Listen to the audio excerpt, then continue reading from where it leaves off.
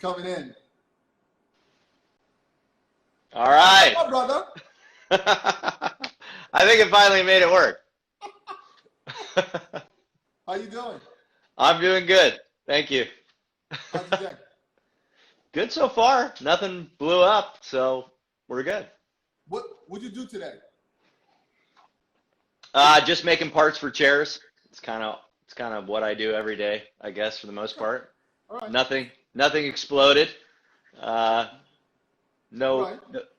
no bad inclusions or other things. All right. So tell us who you are and where you're located and what you do.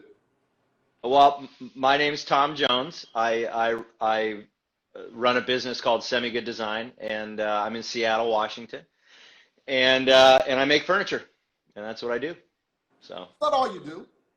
well, I mean, I have other passions, I guess, if you will. I love old motorcycles, so I do a little bit of that. But my 7 day a week, 12-hour a day gig is furniture design and manufacturing. So All right. Okay. no So matter no matter how I want to make it seem on Instagram, that's what I do. right. Everybody on Instagram's a stud, right? Yeah, oh, exactly. Yeah, we all have perfect lives. So, so we're gonna get into some questions, right? And after Okay. the questions, we get into your extraordinary life. That part. Right. So, what word or phrase do you overuse? Oh God. Wait, you sent me these. I should have looked at these questions, right? I probably should have thought about this. Oh no, these are not the questions I sent you. Oh, okay. All I right. did that Okay. on purpose. All right. Well, good. Well, I didn't look at any of them, so even if you ask me those, I might struggle. Uh, so, what word or phrase do I use a lot? Huh. Come on, I man. like. I say my mantra is don't fuck it up. That's my mantra. It lives. There's a sign that my good buddy Jesse Brown made me that lives above my chop saw, and it says "Don't fuck it up." That was passed down to me from my mentor, Eris Paganakis, and it's words to live by when you're a furniture maker is "Don't fuck it up." And then I use the word "kook" a lot, like kooky, like you know. I can use it a lot now because of a lot of things going on. There's a lot of kooks out there. Let me tell you. There are a lot of cooks Yeah. out there. Exactly. What is your least favorite thing to do? Oh, God, where do I even begin? Only one. I can only have one least favorite thing to do. Okay, two. Okay, two, and one will be woodworking. No, they'll both be woodworking, okay, because that's pretty much. My least favorite thing to do, and this is for you, Jared Rustin, is sanding. I hate it more than anything in the world. I was listening to the one with Jared and how he made sanding sound like this amazing thing that you do where Sexy, just right? yeah, where discoveries are made. There's no fucking discovery when you're sanding. Like I've seen that piece of wood 100 times by the time I'm sanding it. And I don't need to go from like 120 to 220 to make any new discoveries. Yeah. So there's sanding. And then my second least favorite thing to do in woodworking would be when I have to make beds and I have to mill heavy 8/4 pieces of oak. I will postpone that operation days and days if I can, because it's hard, it's heavy, and it's they're 8 feet long, and it sucks. So I don't like doing that either. But all the rest of it is amazing. Now, these questions are not woodworking questions; they're life questions. So, what's the least favorite thing you like to do in life? Oh, geez, Louise.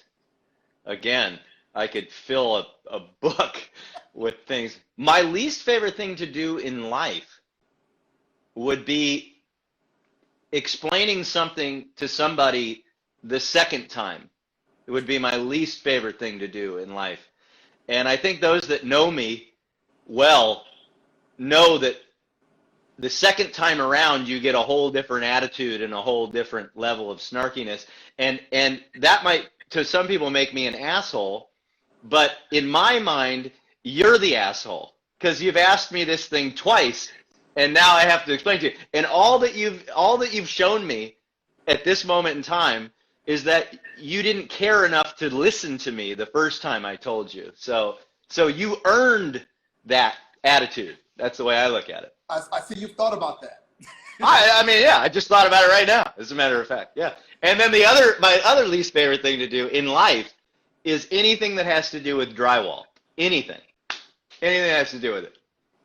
Yeah. But then that goes to sanding too. It's a lot. Yes. You know what I'm saying? It's like, how do you make sanding even messier and more horrible? You do it on drywall. Yeah, exactly. Yeah. So. What is your most favorite thing to do? My most favorite thing to do in the whole world? Yeah. Oh, wow. Well, I like hanging out with my wife, but she doesn't like hanging out with me a whole lot, I don't think. But that's one of my favorite things to do, is working with my wife in the yard. That is like, if I could stop and do anything right now, this moment, maybe not today because it's pissing down rain here, but at any moment in time, if I could choose to do one thing, it would be work in the yard with my wife. That is my favorite thing to do. Now, what kind of work in the yard? Do you garden? No, I don't garden, and we just do yard work. We have acreage, so mowing the lawn, weed whacking, moving stuff around. We made a little rock wall, and that's fun. You know, anything that you can do, it's just as satisfying. Rock wall as in climbing rocks? No. Like, we found a bunch of rocks and we made a little wall out of it in this area of our yard that was like ugly, and it was fun. I don't know. I enjoyed it. Yeah. All right. So here we go. All right. If I had to ask your wife, what would she say the thing she want to change most about you? Oh, God. It would definitely be with 100% authority. And she can chime in because she's listening. And I want to say this is the first time she's ever listened to me do any type of speaking endeavor ever. So this is a big deal. So I'm talking to her now, and I know that if she could change one thing about me, it would be my tone of voice. Yeah. I have a real tone. Well, I've heard about it for 20 years, right? This tone. And if she could change anything about me at all, it would be my tone. So, yeah. Yeah. That would be it. Yeah, I've heard that too. All right, now, let me ask you another question. If you have to go to a card game, I got many more questions after that. If you have to go to a card game. Okay, cards. Yep. And you have to pick one other person, and there's a possibility a fight could happen in this card game. Okay. Who would you take with you? Oh, my Lord. Okay, so if I have to go to a card game, and the only card game I would be going to would be a Hold'em, Texas Hold'em card game, because it was, I paid my way through Europe playing Texas Hold'em. It's one of my favorite games. I don't really play anymore, but I love Texas Hold'em. And if I could go into battle with any one person at Texas Hold'em, it would be my best friend Mike Hurst, because he's a hell of a card player himself. We can read each other pretty well, and but if we got into a fight, I wouldn't have chosen Mike because of his physical prowess. It's more his ability to evade any confrontation ever in his life. He is just like the most charming, like he's the complete package. And so he can talk himself out of a fight. Oh, 100%. I mean, what I've seen that guy do in 42 years of life, you know, I've known him since we were about 15, and he's just amazing with people. Like, he just never met anybody like him. Okay, so your wife again, right? Okay, my wife. You want to go to a bar. Okay, I don't have to dig deep into the vaults to create this scenario. You go to a bar, and a fight breaks out. Okay. Does she get a gun, or does she call the police? Oh, she gets a gun. She's from Jersey. She's not fucking around. Yeah. All right. If there's a gun laying on the table, my wife is picking it up. Yeah. All right. That's what we call ride or die. Okay. Oh, she's my ride or die. There is no doubt about that. Yeah. All right. Cool. What makes you tick? Oh God. These days, um, Yes. anything that doesn't involve the heavy use of my back is what makes me tick these days. Okay. No, what makes me tick, I don't know, like in my career, what makes me tick is just Life.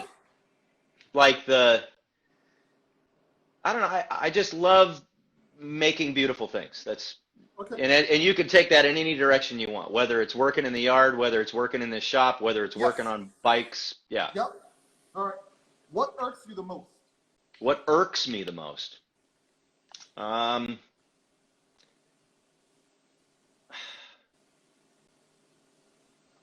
Cal, these days there's so many things that irk me. It's crazy. Like, I don't know.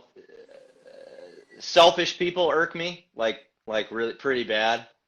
Um, uh, Closed-minded people really irk me. That's today's fun fact. Um, but I think I'd have to go back to that first thing I said. What irks me is when I take the time to explain something to somebody because they asked me, and then they don't listen, and then 3 weeks later they ask me the same question. So that irks the shit out of me. Listen, Yeah. let me tell you, you couldn't make it in my shop. Yeah. Well, I couldn't make it in a lot of shops. Okay. Yeah. There's a lot of people that work with me one day and they're like, I never want to work with that fucking guy again. Yeah. Ever. Yeah. Uh, what sound bothers you? What sound? Yes. Oh shit. Well, in machining, there's a frequency that is hit right when you know your mill bit or your part is going to go bouncing across the room. So there's that sound, which I hate. In woodworking, if you're working in a shop with another person, it's been many years since I've really worked in a shop with like others, but when you're working in another room and you hear a sound that you know a tool shouldn't be making, or a sound that usually is followed by a scream, and in my shop it would be a muffled scream because nobody wants to show that they fucked something up in my shop.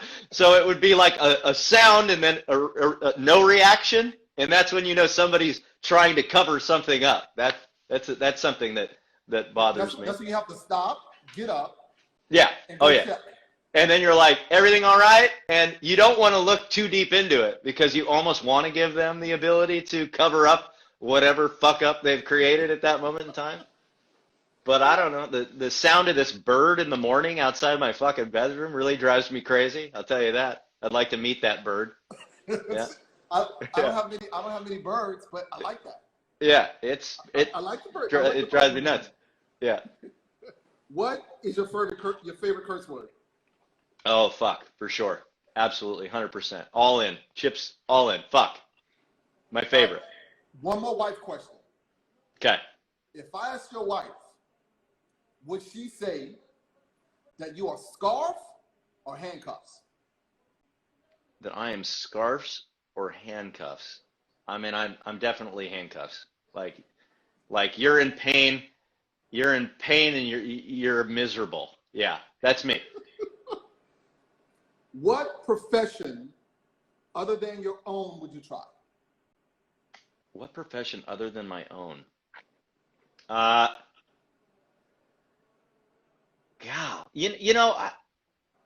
I've always admired my buddies that are in sales that gotta sell. I think that a little bit of my job is like that too, but Yes, it is. but I have somebody a lot smarter than me that handles that, and she's listening to this right now. Um, but but I've always been intrigued by sales. I don't know, like working with people. I've as much as I've created a life that minimizes my relationship with other humans, I am intrigued by a life that revolves around interaction with other people. Your wife just commented handcuffs. Yeah, exactly. See, I mean, we've been together a long fucking time. So yeah. We'd be good. What was that show? The date or the honey? What's that game show back when we were kids where the husband and wife had to answer questions that they couldn't see? I think we'd be good. We'd be good at that show. Yeah. All right. The last question of the series is: Hi, Mariel. Somebody just waved on the thing. Sorry. Yo, what's up? What would you want on your tombstone? Oh, Jesus. Maybe this guy didn't fuck it up. Maybe that would be a good one. You know? Or didn't fuck it up too bad. Or, you know, at the end of it all, even though he was an asshole, we loved him. You know? He was a lovable asshole, maybe something like that. All right.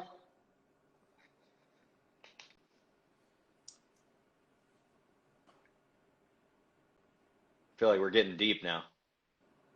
Yes. Who would you like to hop on a motorcycle and drive around the country with? I'm going to give you 3 names. Okay, 3 names? I'm going to give you a choice. Okay. Oh, you're going to give me 3 names. Okay, perfect. Yeah. I like this. I like this scenario. Warren Esherick, Sam Maloof, or George Nakashima? Oh, man, that is tough.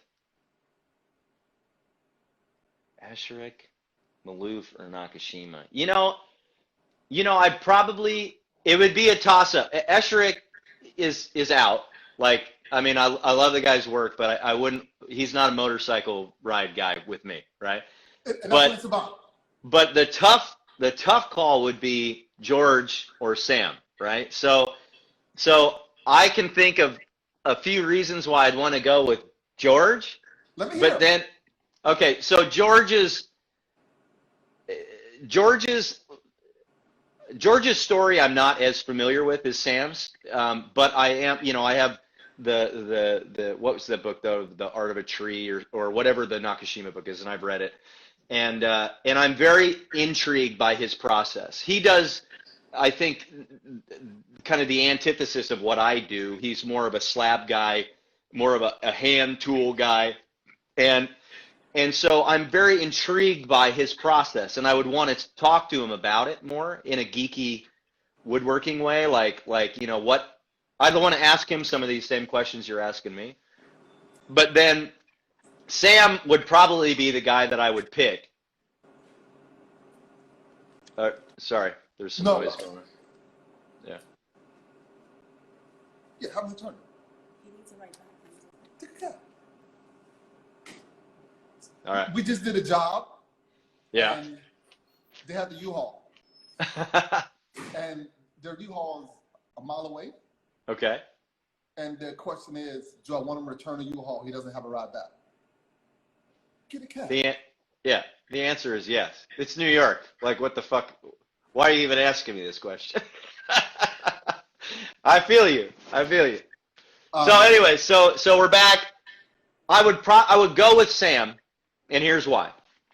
Because it was Sam's story that changed the way that I look at my own life and my own trajectory with my career choice, which is furniture making, right? Or let's not even bring it into that fine of a definition, into woodworking, right? So it was when, and through the help of a friend who really admired Maloof's work, who turned me on to Maloof. Now you can't be a woodworker and not be familiar with Sam Maloof. It's just, you know, whether you know anything about the guy or you just know the chair, the rocking chair, or the, you know, whatever, or the joint, or however you want to look at his you know, contribution to the you know, the great world of woodworking. But it was more when I read, my buddy turned me on to him and says, hey, whether you like his stuff or not, you should really just read this book. And so I read the book, and okay, so let's we're jumping further in, but let's back up, right? From when you and I talked, you weren't so fond of him before you read the book. Yeah, he's not my, like, and I'm still, like, he's still not my style of woodworking. I mean, I have a tremendous amount of respect, and the more that I've learned about him and the more videos I've watched and kind of seen his process, the more I appreciate his woodworking.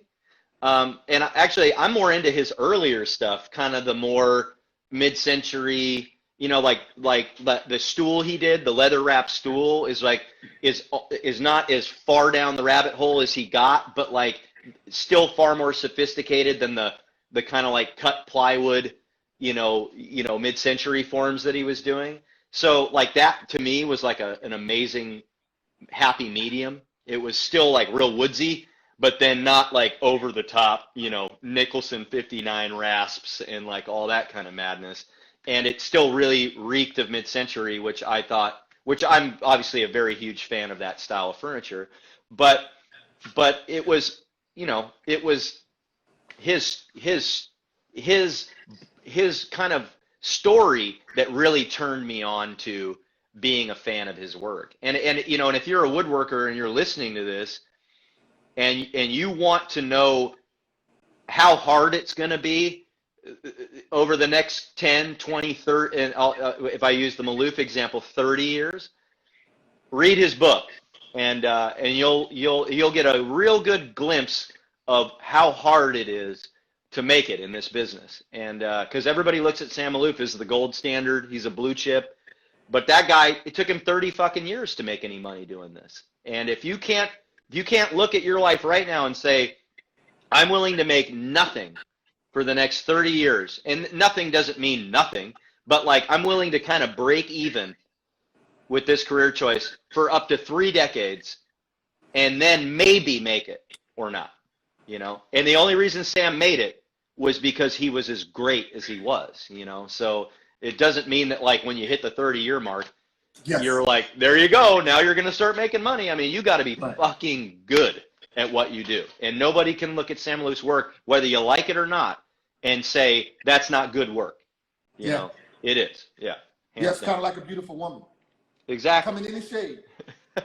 Exactly. All right, so let's start with your journey. Okay. After high school, through all of the different things that have contributed to your furniture line, your love for motorcycles, to you and your wife working in the shop. Right. So take me there, from high school on. From high school on. Well, in high school, the only thing I cared about was girls, one, skateboarding, and so, okay, how much of a skateboarder were you? Did you compete, or were you just hanging out? Well, I mean, I skated for a shop it was a Canadian company called West Beach, and I skated for them. But I really wanted to go pro. That was what my sights were set on. I dropped out of high school to try to pursue a career in skateboarding. And then when I graduated high school, I moved straight to Los Angeles, literally like 2 days, packed the car, and I was in LA 2 days after they handed me the diploma. And my goal was to skate with pros down there in a place where you could skate 365 days a year. And I was going to try to hone my craft, and really all I did was just hone being a piece of shit. And I was already kind of on the wrong track before I got there, and if it wasn't, and then you get down to Los Angeles, and let me tell you, if you're into bad shit, LA is not the place you go to get better. I'll tell you that right now. So I wasn't taking anything seriously. I certainly wasn't taking skateboarding seriously as much of that as I did while I was there. It's really easy to kind of half-assing that while you're full-time loser, because you're in the right company when you're hanging out with skaters, right? And that's just not a dig on skateboarders, but like most of the skateboarders I was hanging out with, whether they were fucking pros or not, we're all into the same bad stuff I was into, So okay, so when you say bad stuff, do you want to talk about that, or not really? Okay, that's fine. No. I mean, I'll just make it was drugs. I mean, I was using drugs and alcohol, and that would be a theme in my life. It was a theme in my life all through high school. It was and it would be a theme in my life until I was 22 years old. Okay. And that was my thing. Yeah. Right. And how long were you in LA? I was in LA from 97 to 99. Yeah. Okay. Yeah. And then I moved to the Bay Area briefly.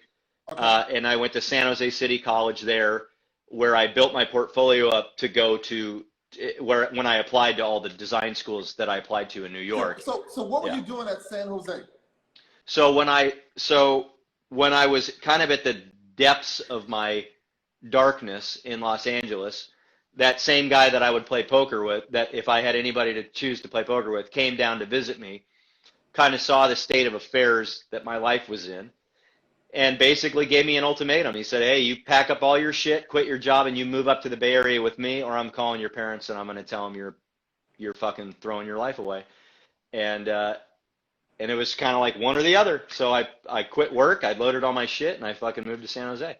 He was living in Santa Clara. He was going to Santa Clara University. And so I moved in with him and a couple of our other buddies that were all going to school there. And then I went up there, and unfortunately for him, he didn't realize that some of the guys that he was hanging out with were my kind of guys. And so I kind of shouldn't have been around. Exactly. And so I kind of had my last straw, the straw that broke the camel's back happened there in San Jose. And then when I recovered from that, experience, I basically just woke up, and it was no bullshit. I looked in the mirror one day after a really, really bad experience, and I said, that's it, you're done. And from that moment forward, my life changed. I quit using hard drugs, did that, whatever that was, did that affect you and his friendship? After him telling you to come on? No, what affected, the biggest effect in our friendship was actually because these guys partied. They didn't party like I partied, but they still drank. They were in fraternities, so they were like getting wasted and doing all that kind of stuff. But it was like the same kind of wasted everybody else in college is getting, not right. the more advanced kind of wasted that I was getting. So what happened that really created a rift in our friendship was when I stopped doing everything. I stopped drinking, I stopped doing all that stuff, and then I went to San Jose City College to build my portfolio, and then it made it really difficult for me to live with these guys because they wanted to party on the weekends and stuff and stay up till 3 a.m., and now I was like the lame-o and it created a rift. I mean, I remember asking these guys to be quiet, trying to sleep, and it sucked, but it only lasted for a few months because then I got accepted to Parsons, and I fucking hightailed it to New York City. So, but wait a second. What were you doing to build a portfolio? What kind of portfolio were you building? So when I applied to these art schools, I applied as a fine arts transfer student because that's when I finally put the head back on straight. The only, I'm looking at all my friends like my buddy Mike and the guys that were around me, and they were like, their trajectory was spot on. These guys were a little younger than me, and they were like going to graduate from their 4-year college, and they were going to go into a career. And here I am, like 21, 22 years old, and I don't have fucking clue what I'm doing. I'd never taken anything seriously, certainly never taken school seriously, but I had gone to college long enough to know that I didn't really want to give away all those credits that I had, acquired. So I applied to Parsons, SVA, Pratt, and then my fallback school was FIT. And ironically, the first school that didn't let me in was FIT. So at that point, I was crushed and thought I wasn't going to go anywhere. But in the years leading up to that, I was always a painter. I was a graffiti artist from the time I was 12 years old to the time I went to New York. Do you still write? I do not, but I still tag on my kids' shit and fucking, no, I do not go out and write, but I'm still very inspired by graffiti. Like, a lot of the guys I follow, like Revoke and Revs and like all these dudes that like I grew up idolizing, like from CBS Crew and AWR and MSK. And like, cause when I was down in LA, like I was writing with my homies, Brandon Francis, these guys Tallow and Mask, and we were all deeply immersed in the graffiti scene in Los Angeles. Now that was a huge shift for me from Seattle because the graffiti scene in LA was gnarly as fuck, and you were going to get shot at if people didn't like you down at Motor Yard, and it was a different time. But I love graffiti and I love painting and I loved sculpture. And so when I applied to these schools, I applied as a fine arts major, and I intended to go into those programs and paint and sculpt. And it was only because when Parsons accepted me, right up to the last minute, I was going to go in as a sophomore and just pick a major, but I decided to start as a freshman at the last minute, start all over again, and that was the best decision I ever made. It also changed the trajectory of my whole life because of that decision. Because there wouldn't have been an opportunity to be inspired by. I mean, maybe there would have. Life works in mysterious ways, but there wouldn't have been a moment where I was going to work with wood and be inspired to do that for the rest of my life. Which is what happened my freshman year at Parsons. So, yeah. All right. So you're in New York. Where'd you live? So when I first moved to New York, I lived in the older student dormitories, which was on right next to the Flatiron Building on 21st Street in like between 5th and 6th. So, there was a gentleman's club right across the street. Really? Yeah. So if you know the street, you know the gentleman's club I'm talking about. But it was a dormitory, because most kids that start with college are like 18 years old, like whatever.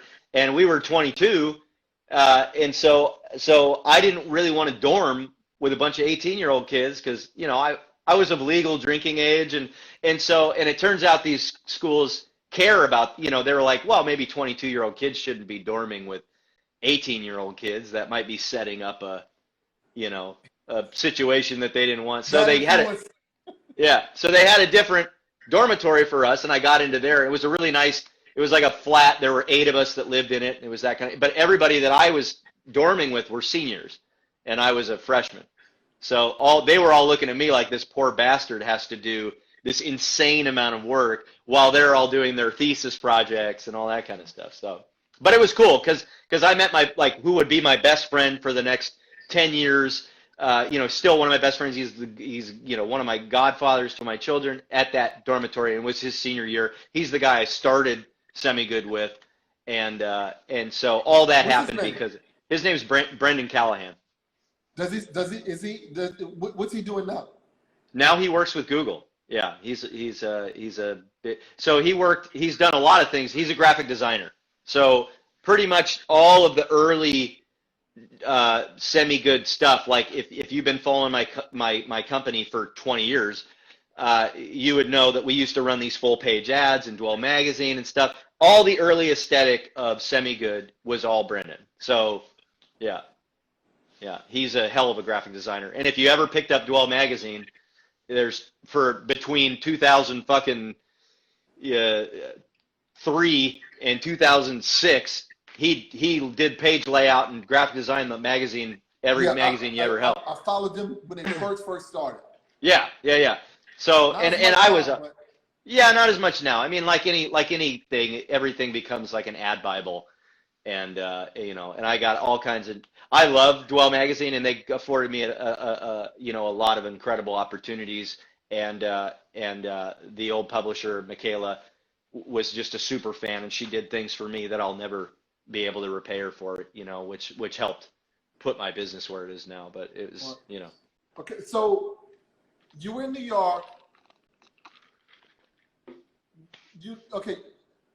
Your freshman year you lived Flatiron. Yeah. Senior year, where'd you live?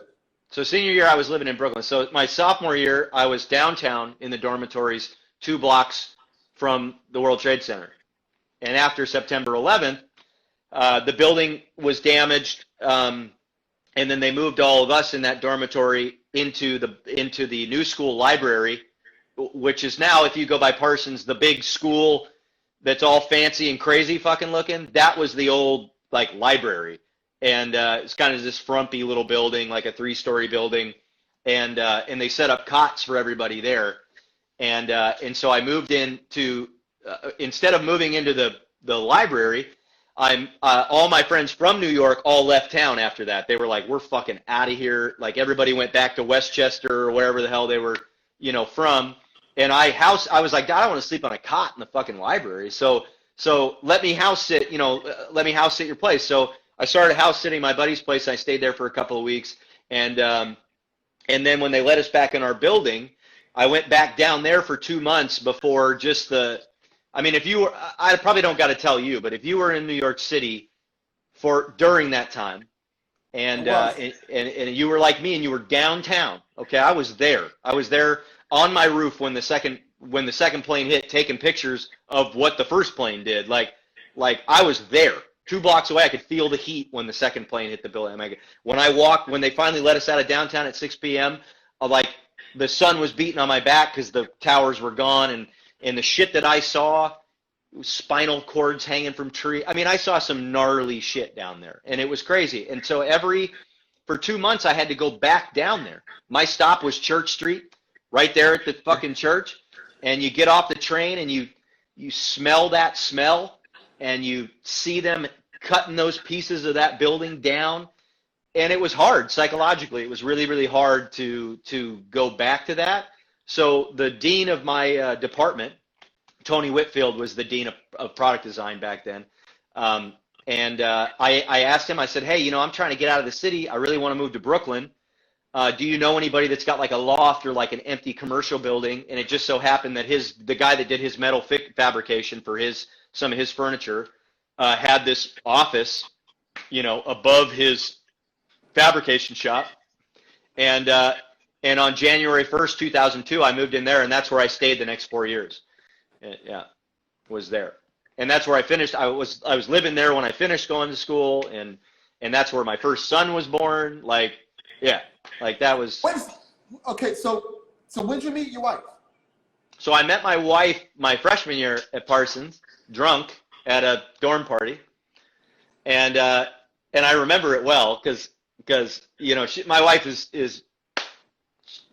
I've been in love with her since the second I saw her, and if you've ever met my wife, that's a really easy thing to do is fall in love with this woman, right? So I had seen her at a party, and I went up to her and made a real ass of myself at this party, and in my head I was like, I am going to date this woman. I don't know how it's going to happen, but I am going to make it happen. And so, make a long story short, the next year we ended up hanging out I sent her an email.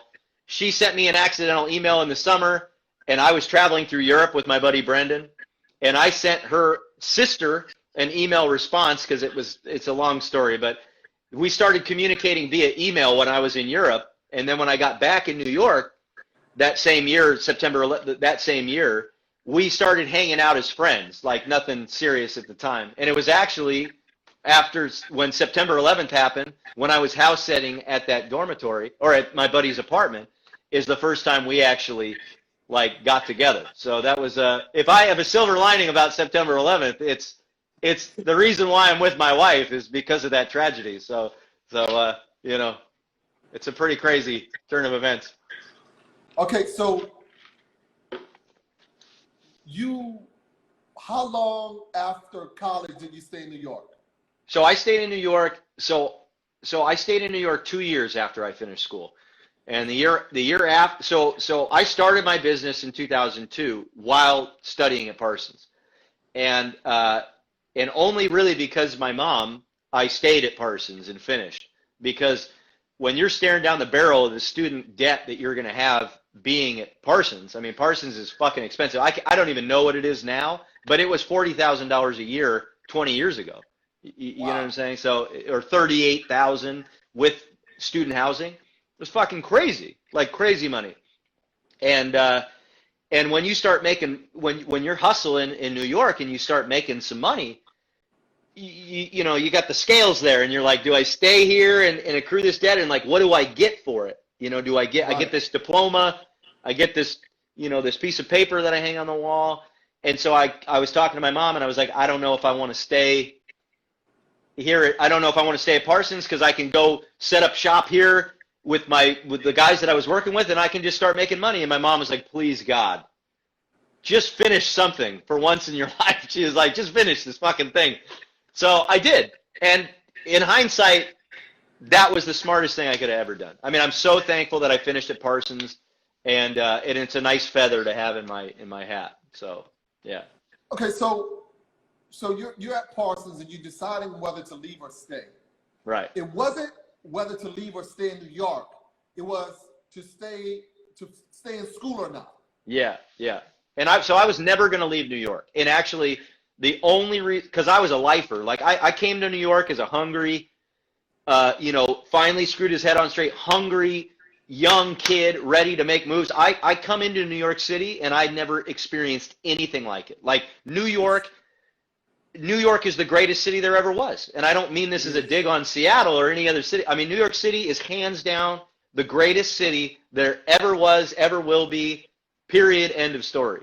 And you either love it, you either love New York or you hate New York, And you don't just love it a little.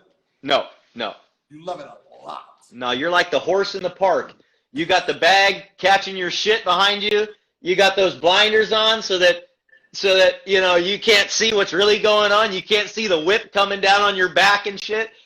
And but if you leave, I mean anybody that's listening to this that listens to this that's lived in New York and left, you're never going back to New York once you leave. It's impossible. Unless you become one of the 1%. Then it's really easy to go back to New York City, Yeah, but it's tough. It's a tough love. I'm from New Orleans. Okay. And there were a few things that made me love New York. One was the graffiti. Right. 2 was the music. Right. And 3 was the New York Times and reading about all of this corporate nonsense and money. Right. That's what I wanted to do.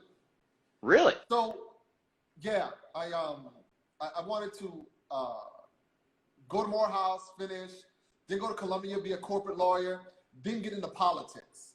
Okay. Wow. That's what I wanted to do. So. Well, I hate to say this, but you're a long fucking way from there, buddy. Now. Listen, let me you're a woodworker now. Yeah, I worked in the White House. I worked on Capitol Hill. Oh wow. Yeah, so Did seeing that stuff break you? Were you like, you get one look behind that curtain and you're like, fuck this, I'm out of here? Yes. Okay. Let me tell you about that. Right? I was a young black Republican. Okay. All right. I worked in the White House with 41. I worked on Capitol Hill with Bob Livingston. Okay. And I worked in the RNC with Bennett right as Atwater was dying. Okay. Before that, I was a page in the 88 convention in New Orleans. Okay. So wow. I was hardcore. Yeah. Now, let me tell you the most depressing thing that happened to me while being in the White House. Okay. I can imagine there's a few, but I'd love to hear the most depressing thing. I was invited to go sailing. I was invited to go to black ties. I was invited to go to fancy dinners. I had to say no to every single one. And being that there were maybe 2 black people in the OEOB, right, it had nothing to do with the color of my skin. It had to do with me being poor. Oh, well, yeah. Because all of these things require you to have money and culture. Right. And I didn't have any. It's hard, and it's hard to fake that. It is. Especially in that environment. At the upper echelon, it's impossible to fake that.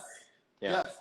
And that was the most depressing thing to me, because I realized the biggest problem in this country is not race, what the media and the government try and pitch to us. It's class. It's money. Yeah. And that's the biggest thing to overcome. Because imagine if all of the poor people in this country voted the same way and didn't care about race. The country would be different. Exactly. Yeah, it's an interesting perspective.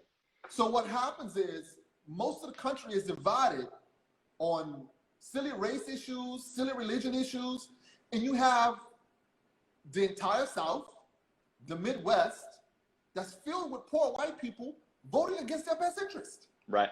Exactly. That's the biggest mindfuck about this country. It's impossible to explain it to anybody too that's not from here. Yeah. It's like, just think of Kentucky. It's the poorest, maybe the poorest state in the entire land. And there's senators sitting on $20-30 million. And these people are still okay with that. And I'm like, how? When most of you are on welfare. Yeah. But so that's what made me depressed. I left the White House, never got in politics again. Never. Right. Completely removed myself. And I probably was sad for about 4 years. Then I go to Morehouse College. Okay. Right? Morehouse College, Spike Lee, Samuel Jackson, yeah. Edwin Moses, Martin Luther King, and it's country club as hell. Really? Big money. So you felt ostracized even at that institution? Huh. I go from the White House to Morehouse, same damn thing. That's a trip.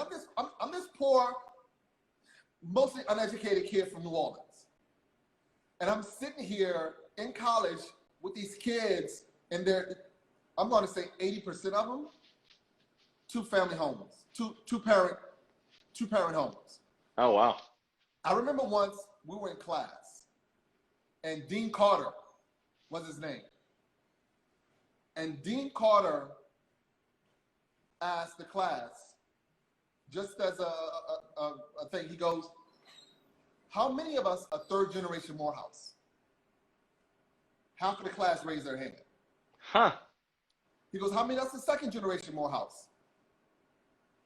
The other side of the class raised their hand. Right.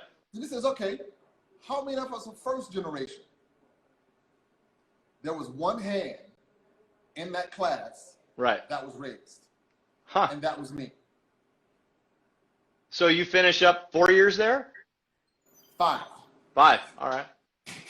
And it was the only, I got rejected 3 times. But you wanted to go. I mean, this is obviously a place you wanted to go to school. It is.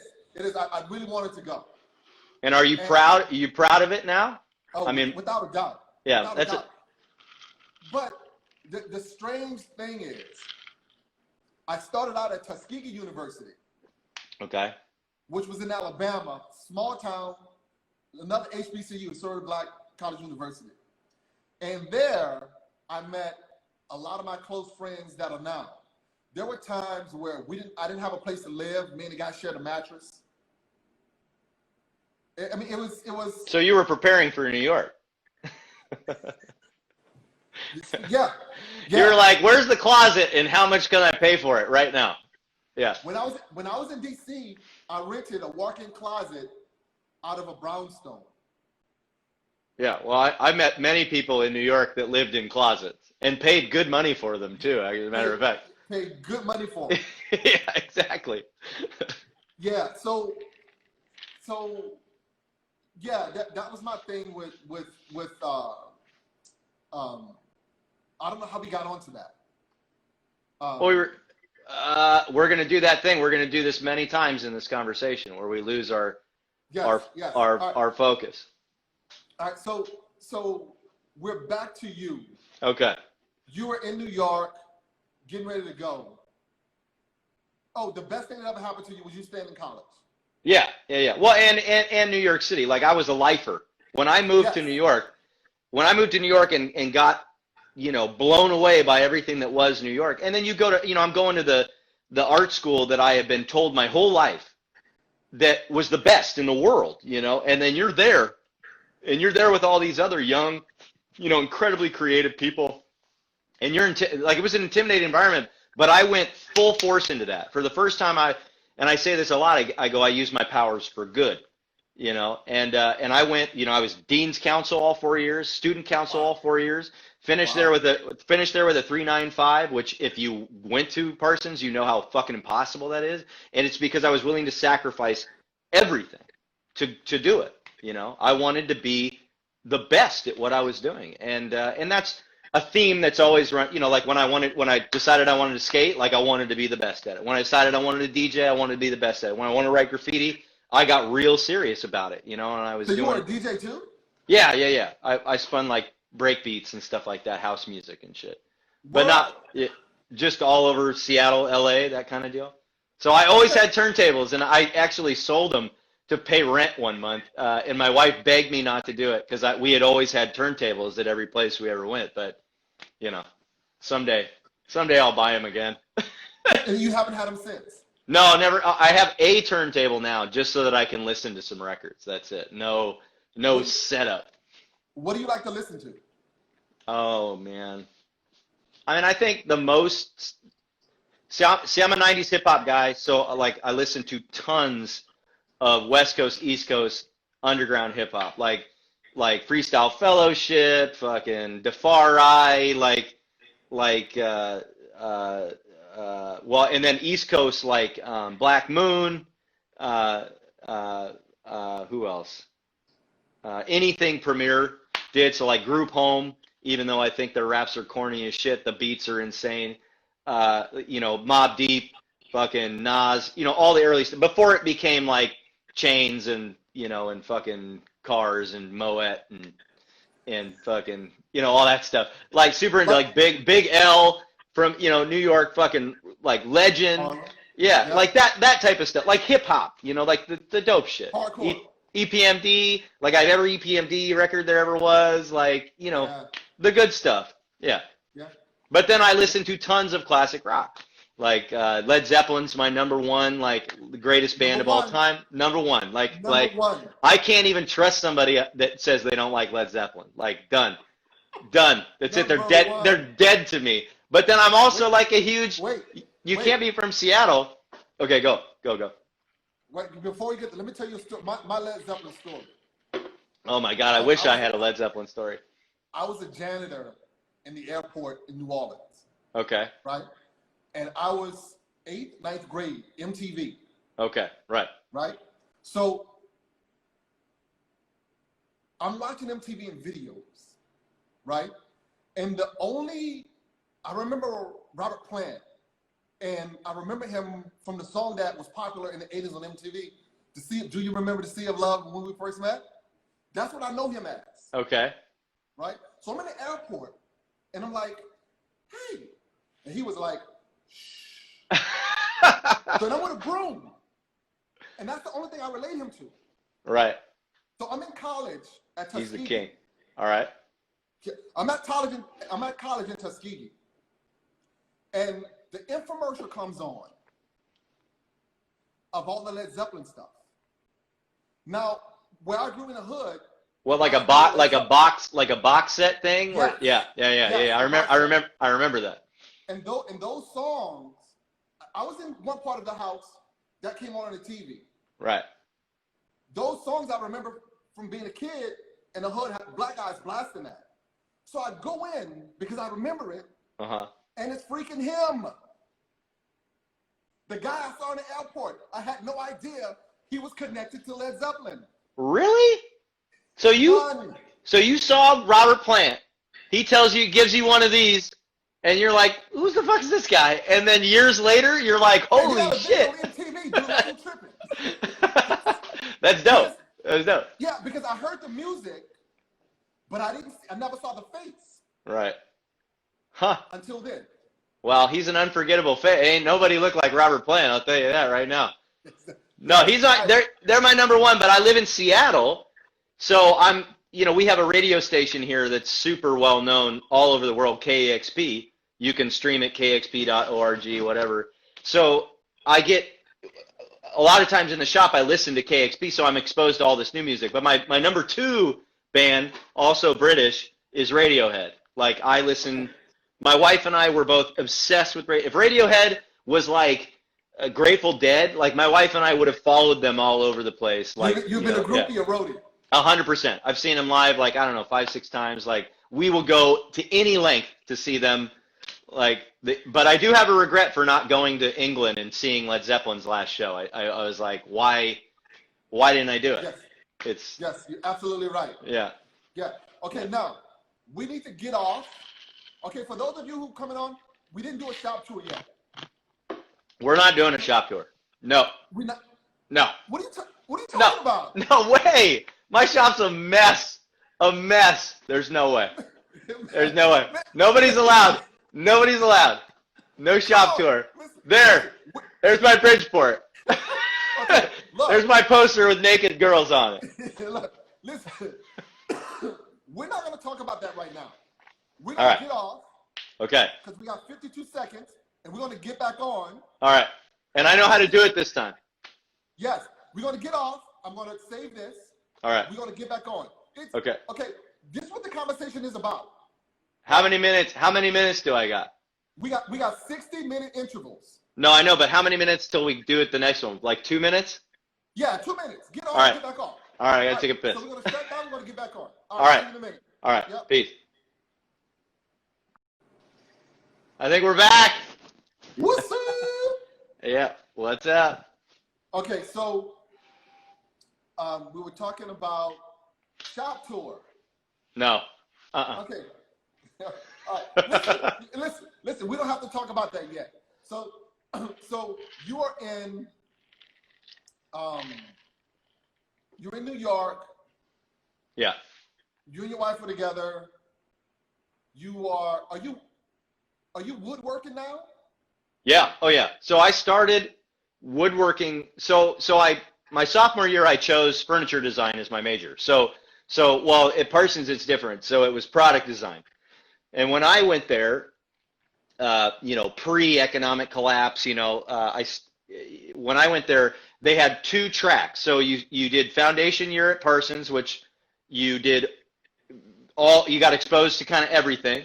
Most people that went to Parsons kind of had their mindset in one direction, right? Well, I really didn't. I went there to be a painter, sculptor, and then was getting exposed to all this stuff and was like, shit, I kind of wanted to try everything. And then, but then later in my freshman year, it was between architecture or furniture. That was it. And I was leaning heavily towards architecture, but then because Parsons program wasn't accredited, you graduated with a BFA instead of a BAR, right? So I chose to go into furniture because I would spend the next 3 years making stuff at scale instead of building like chipboard models of stuff, which, is awesome. But I wanted more at that moment in my life. I wanted to make stuff in it, and that involved more than an X-Acto knife and balsa wood, How easy did it come?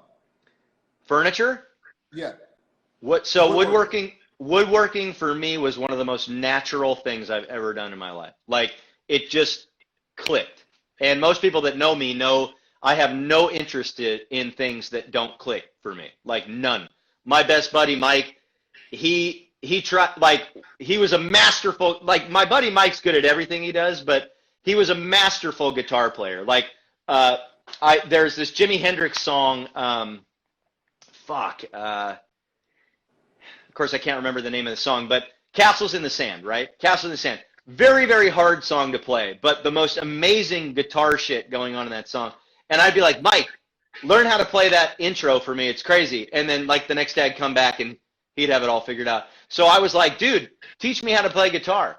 And we sat down for like 45 minutes one time playing guitar. That was the last time I ever even looked at a guitar because it was so fucking hard and I just didn't get it. The first time I touched wood, I got it.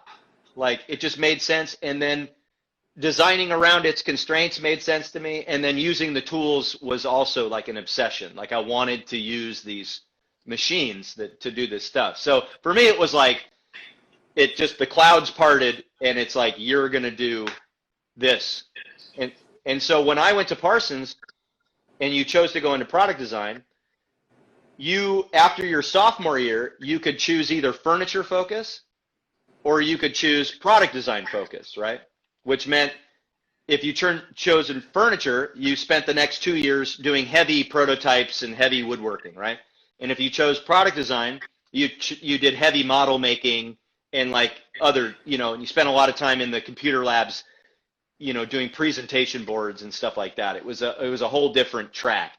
But then, and anybody that goes to Parsons since 2000 can correct me if I'm wrong, but I heard after 2008, 2009, because of the economic collapse, that product design doesn't have a furniture track anymore.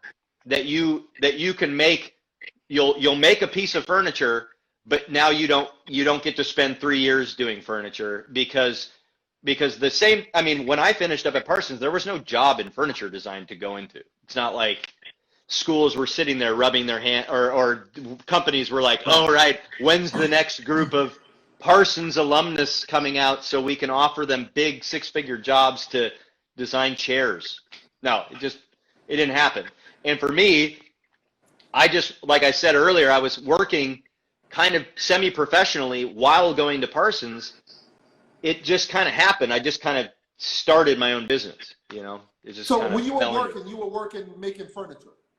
I was doing woodworking, but yes, primarily furniture. Yeah, those early years. My junior and senior year at Parsons, we were doing furniture commissions for like fashion designers up in the fashion district and stuff like that. Wow. Crazy stuff. It was fun. It was all through contacts we had made and stuff like that. I mean, my original hustle in New York City was my sophomore year. I would undercut the companies that build the walls in apartments, you know, to break them up for like investment bankers and shit like that, so that they can cram like 8 people in. So if they were $1,000, I would do it for 900, and like I would that was my hustle. So I had to make money because my sophomore year, because of September 11th, the travel industry took a huge hit, and that was what my family did. So they lost everything, and it was kind of like my mom told me I had 2 options. I could come back to Seattle and move in with her and my aunt, or I could stay in New York and figure out how the fuck I was going to do it. So I applied for student loans, and then just had to hustle. So that was it, man. And it was just like immediately went to work trying to, because you got that taste in New York City, you're not going to let it go. Not if you're hooked like I was. I mean, I was hooked. Especially if you're hustling and making money. There's nothing better than that. Yeah. And you feel good too. Like you've been told your whole life that not everybody gets to make it in New York. You know what I'm saying? And if you even think you're heading in the right trajectory to make it in New York, you get cocky. You know, you're like, fuck. It is. It legitimately is. Yeah. And I said it. If you can make it in New York, you can make it anywhere. And that is matter of fact. There have no truer words have ever been spoken. So. All right. So after school, then what? So I finished up at Parsons and then immediately started co-instructing at Parsons. So my mentor was a guy named Eris Paganakis. He was teaching the prototypes class for juniors when I was there.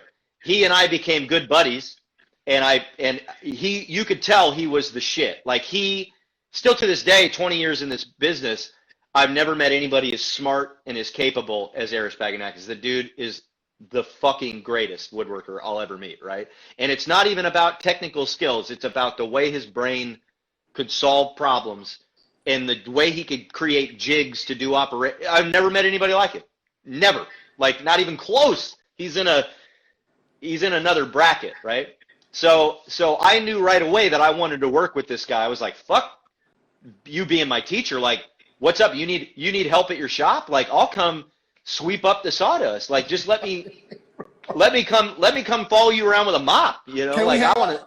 Yeah, I was like, I'll soak it up, man. Like, I'll pick up shit you're just throwing away, man. So he was smart, and he goes, all right, I don't have a job at my shop, but one of the guys I used to work with, he needs help at his shop, and I'll put you in contact with him. And so a couple days later, I get a call from this guy, Christopher Ross. He was my first mentor and the shop I first worked at, as sophomore at Parsons. And I go down and meet him. His shop's right off Kent there in Williamsburg. And he's showing me what he's doing. He's doing this huge kitchen commission with like bentwood door, like crazy shit. And he was a furniture maker. He came out with a children's furniture collection that was still, in my mind, one of the greatest early furniture collections there ever was for kids. And I started working with him. And at first it was like I wasn't going to get paid. I was just going to get access to the shop. But after about a week of working there, he was like, I think I'm going to pay you to stay because I want you to kind of stick around here. I want you to work more, because I was like hungry to do this shit, you know. So I was willing to do the shit nobody wanted to do, and was loving every minute of it. I was like, fuck yeah, I'll sand that. I'll sand for the next 20 years. and then boom, poof, here I am. You know, so I was working with him, and then I worked with him for a year on and off while going to Parsons full time.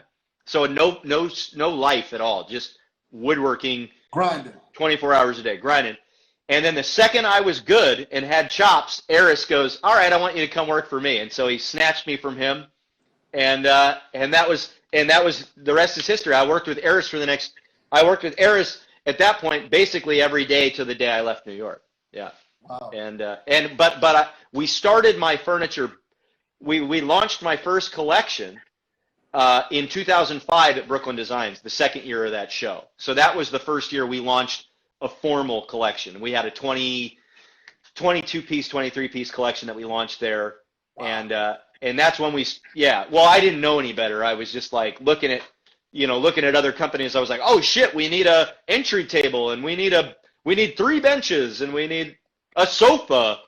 I mean, still to this day, there's like 15 pieces of that collection I've never sold. You know, it's like, yeah. The next collection was 6 pieces. You know, yeah. And then I don't even. Your screen's. I got a phone call and I had to get rid of it. All right, no problem. All right, so how long did you do that in New York before you moved to the next place? So I left New York in 2006, and then moved to Palm Springs, and the impetus for moving was we had basically a 1-year-old child, and New York City is as much as you want to raise kids in New York. I mean, my wife, sometimes we lived on the 4th Avenue on the F train, and that's an above ground stop. So sometimes my wife would get help with that stroller up 3 flights of stairs, and sometimes she wouldn't. Sometimes she wouldn't. And then I mean, you just make so many sacrifices to live in New York City, and I think all that gets compounded when you have a little baby that you're pushing down those cracked up streets, and you're getting tow trucks ripping by. Anymore. No, it's not about you. So my dad was doing stuff out in Palm Springs, and I was, had a knack for building stuff now, and I was doing I built my whole loft over years in New York, and so I knew how to do construction and with electrical and plumbing. I mean, you name it, I knew how to do it, and so he was like, hey, everybody out here is flipping houses. You can move your business out here, and you can work doing piecework for these houses and still do your furniture thing and whatever. And we moved into this 3-bedroom, 2-bathroom house on a 1/4 acre, and it had a pool and a barbecue. And so it was like we're moving from a shithole loft in Brooklyn, which had a 2-story press brake that when it was running the whole fucking building shook, to a place where you could push the child around the whole neighborhood and not see another person. It was like, so it seemed like the best thing to do at the time. My wife and I still, I think, regret leaving New York. I don't think there'll ever be a time we don't wish we hadn't left, because, she's from New York. Her family's all from Brooklyn, Bensonhurst, Bay Ridge, and then in New Jersey, Staten Island. And, and I love New York more than any rational human being should love it. And so we just always look at it as like, fuck, why did we leave, But I left to do better things for my family, still doing the furniture thing, running it out of my 2-car garage there in Palm Springs. And then kind of my full-time gig was doing remodel stuff for houses. And then I bought a house, and about 2 months after I bought my house, the entire economy collapsed. And then I was left holding a flaming bag of shit. And and so I got out of Palm Springs. A client that I was building houses for down in the desert had a vacation home up here in Camano Island, which is in the San Juans outside of Seattle. And the son that was managing the project couldn't really meet anybody that had the capacity to be his design build, kind of like read his mind and do these kind of difficult things that he wanted to do. So I moved up there to do what was supposed to be a 6-month job and ended up turning into like almost 2-year job. And then this is where I've been ever since. But when I was in Palm Springs, I was doing architectural restoration work too. So I worked on the the Richard Neutrus Kaufman residence there, the Desert House, the Albert Frey II house, and some other, pretty amazing architectural properties down there in the desert, doing restoration woodworking to that type of stuff. So yeah. So after the year that you worked with this guy, when did you get on your own? So 2005 was when I started. Like, semi-good design was pretty much all we were doing, and whether it was 100% furniture or not, basically from 2004 on, I would operate as semi-good design, making as a wood shop. That's what I did, and so in the beginning it was like you'd get furniture orders here and then, but then I was doing what every wood shop does. I was doing millwork, architectural millwork, fucking custom stuff, bar restaurant stuff, and then obviously like regular house, like vanities, kitchens, that type of shit. So that's how I subsidized the furniture biz in the beginning. When and how many people did you have when you started? There were 4 of us when we started. That immediately got whittled down to like 2, and then that, everybody had to make money, and it was impossible. It's impossible to make money making furniture. It really is the impossible challenge to do it. And splitting the pie a lot of ways. Yeah. So even if you have all the best intentions, if everybody you're partnered with is not in the wood shop physically making stuff, it's impossible for you to like divvy up, those funds to, anybody that's not doing the work. So really quickly it became one person, and that was me.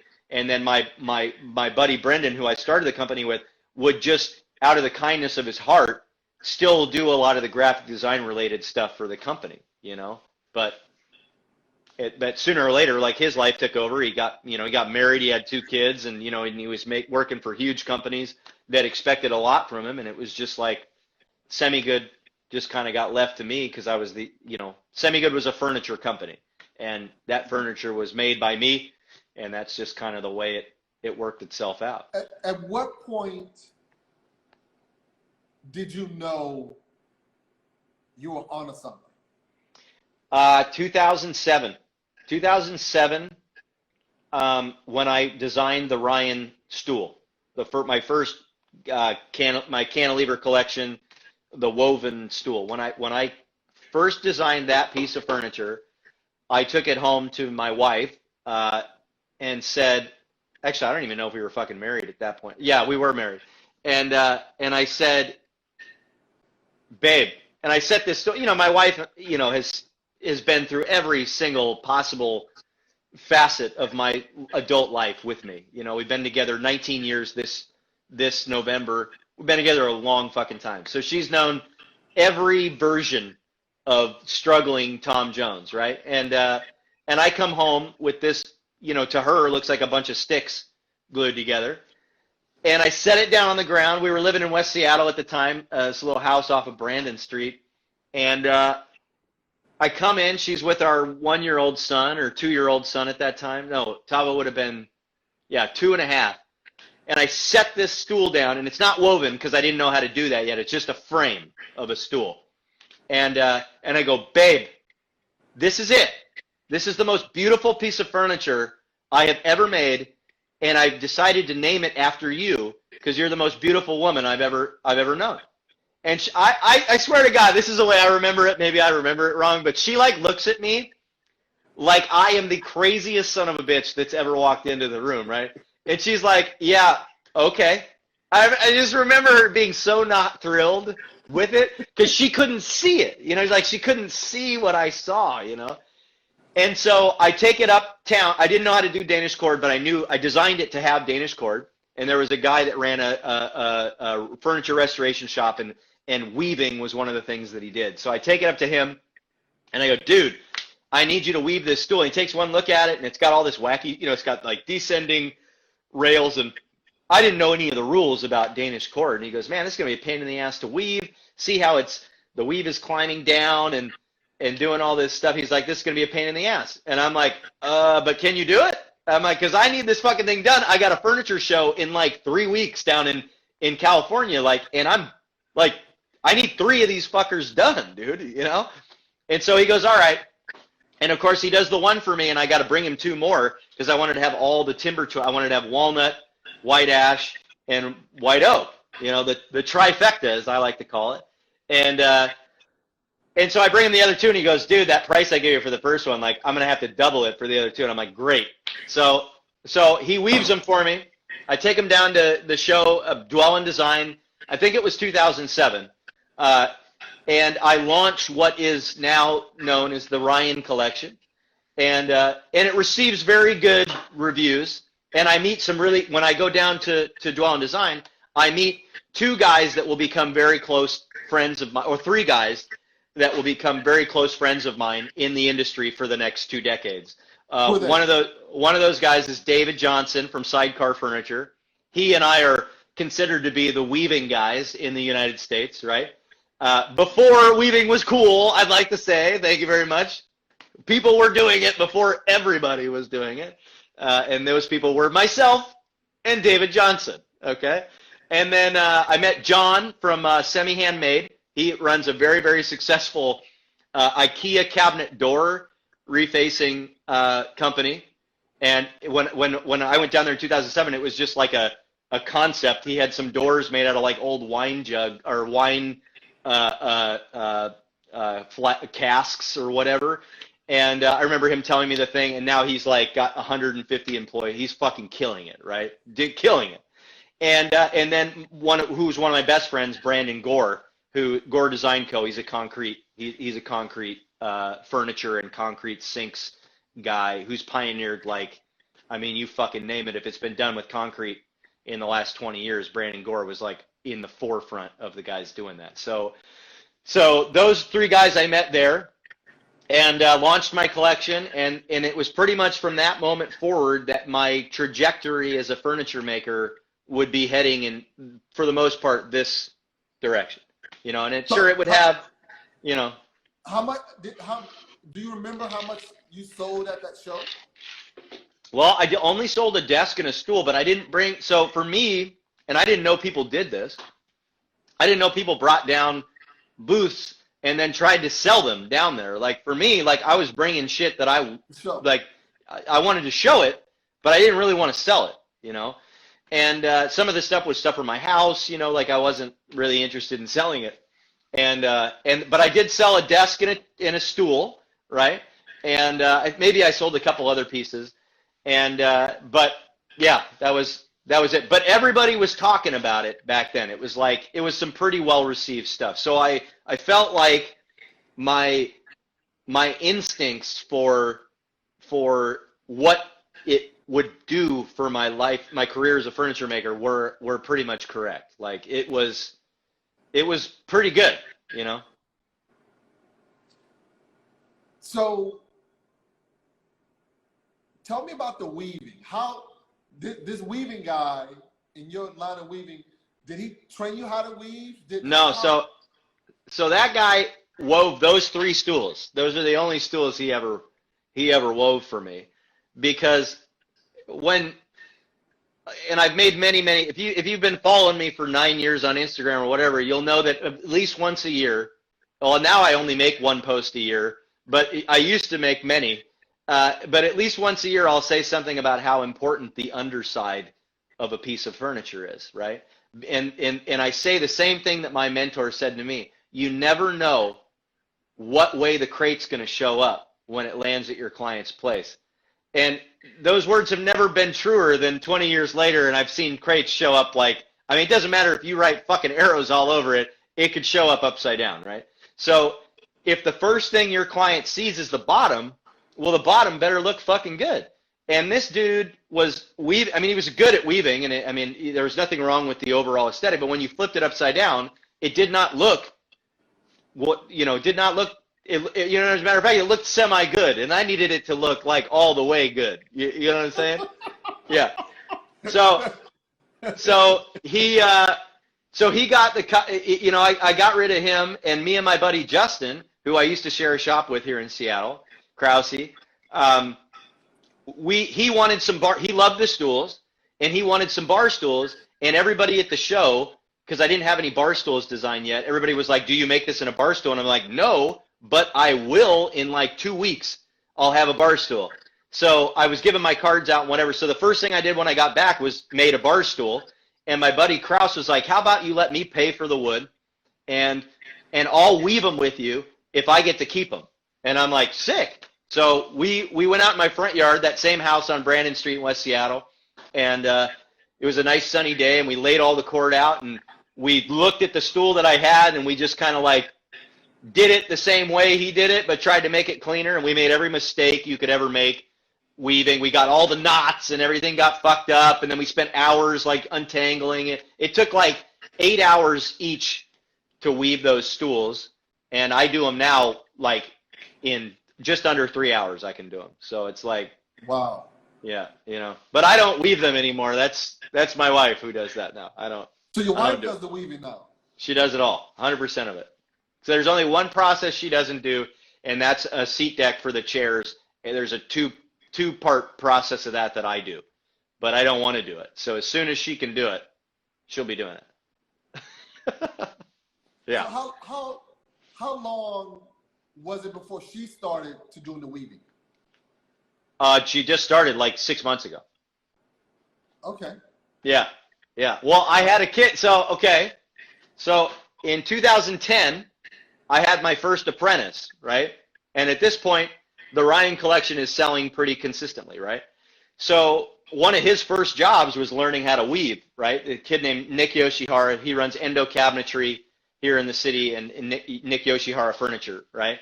And so he was weaving. So I taught him how to weave, and then he wove for like 4 years. And then he started his own business, and he got his own shop. And then I was weaving him again. And then I found in the process of working at that shop, I would do millwork jobs where I would bring in kind of young kids that wanted to work. And one of the kids that came in was this kid named Shu Jones, who would then work on and off with me for the next 4 years. And one of the things that he would kind of always be on working with me for was weaving, because for him, he's a smart kid. And if you've done the weaving, you know that there's nothing to it. It's not rocket science. It's really difficult the first one you do, but at that point, it's just muscle memory. You just fart them out. So this kid could just put in his AirPods and put on a fucking thing, and he could just weave. And at the end of each one, he had a $100 bill in his pocket or a $200 bill in his pocket or whatever. So it was pretty easy money for him. Plus, he was young, and he went to UW design school, so he was like into it. He was into learning that skill. But then he left me this last summer, 2019, and then it was like my wife. I was like, babe, like I can't make furniture and weave it at the same time. And we were so busy that something had to give, so she decided to come learn how to weave, and that was probably the worst decision that she's ever made in her life, because now that's her job. Yeah, they say that when you're good at something, it's hard because people expect you to remain good at it. Yeah, then maybe that's why she screws up every once in a while. It's because she's trying not to be good at it. She's gonna comment. I know it. Yeah. So that's weaving. Yeah. All right. So what is it like? So you didn't start working with her until 6 months ago. No. So my wife has been managing the company since, I guess I want to say since about 2012, maybe 2013, because the first real need that the business had was for accounting. It was becoming impossible for me to manage the books and work with the accountant and then do my job, right? So she started dealing with our accountant.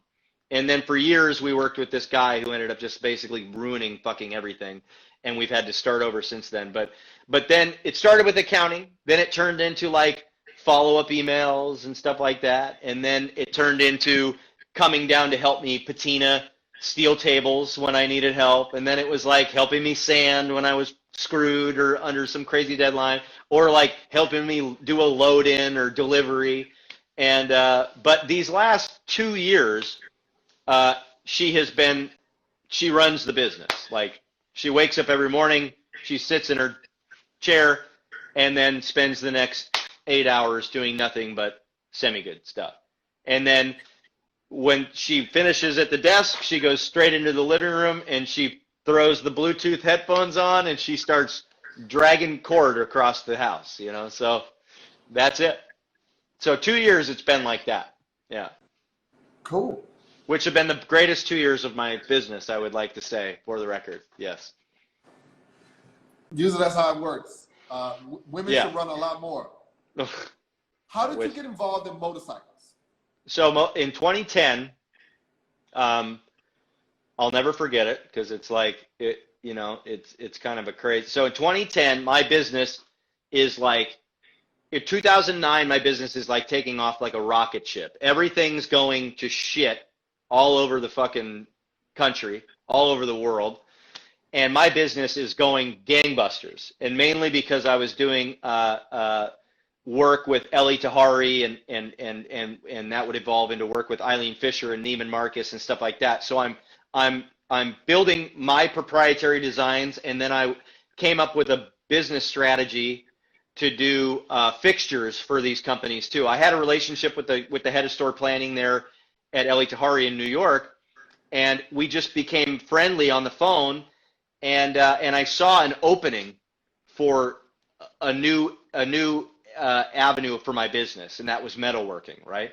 And because I had developed a relationship with a good friend of mine, Dave Whitaker, who's a metalworker here in Seattle, who was a metalworker here in Seattle, and I asked this guy at Ellie Tahari, I go, hey man, I see that you've got these metal fixtures spec'd in all your shops, like, and there's a lot of them. I go, what are you paying for those fixtures? And whoever makes the metal fixtures, if he ever ends up hearing this, is going to be pissed, because the dude at store planning goes, here, let me send you the pricing on them.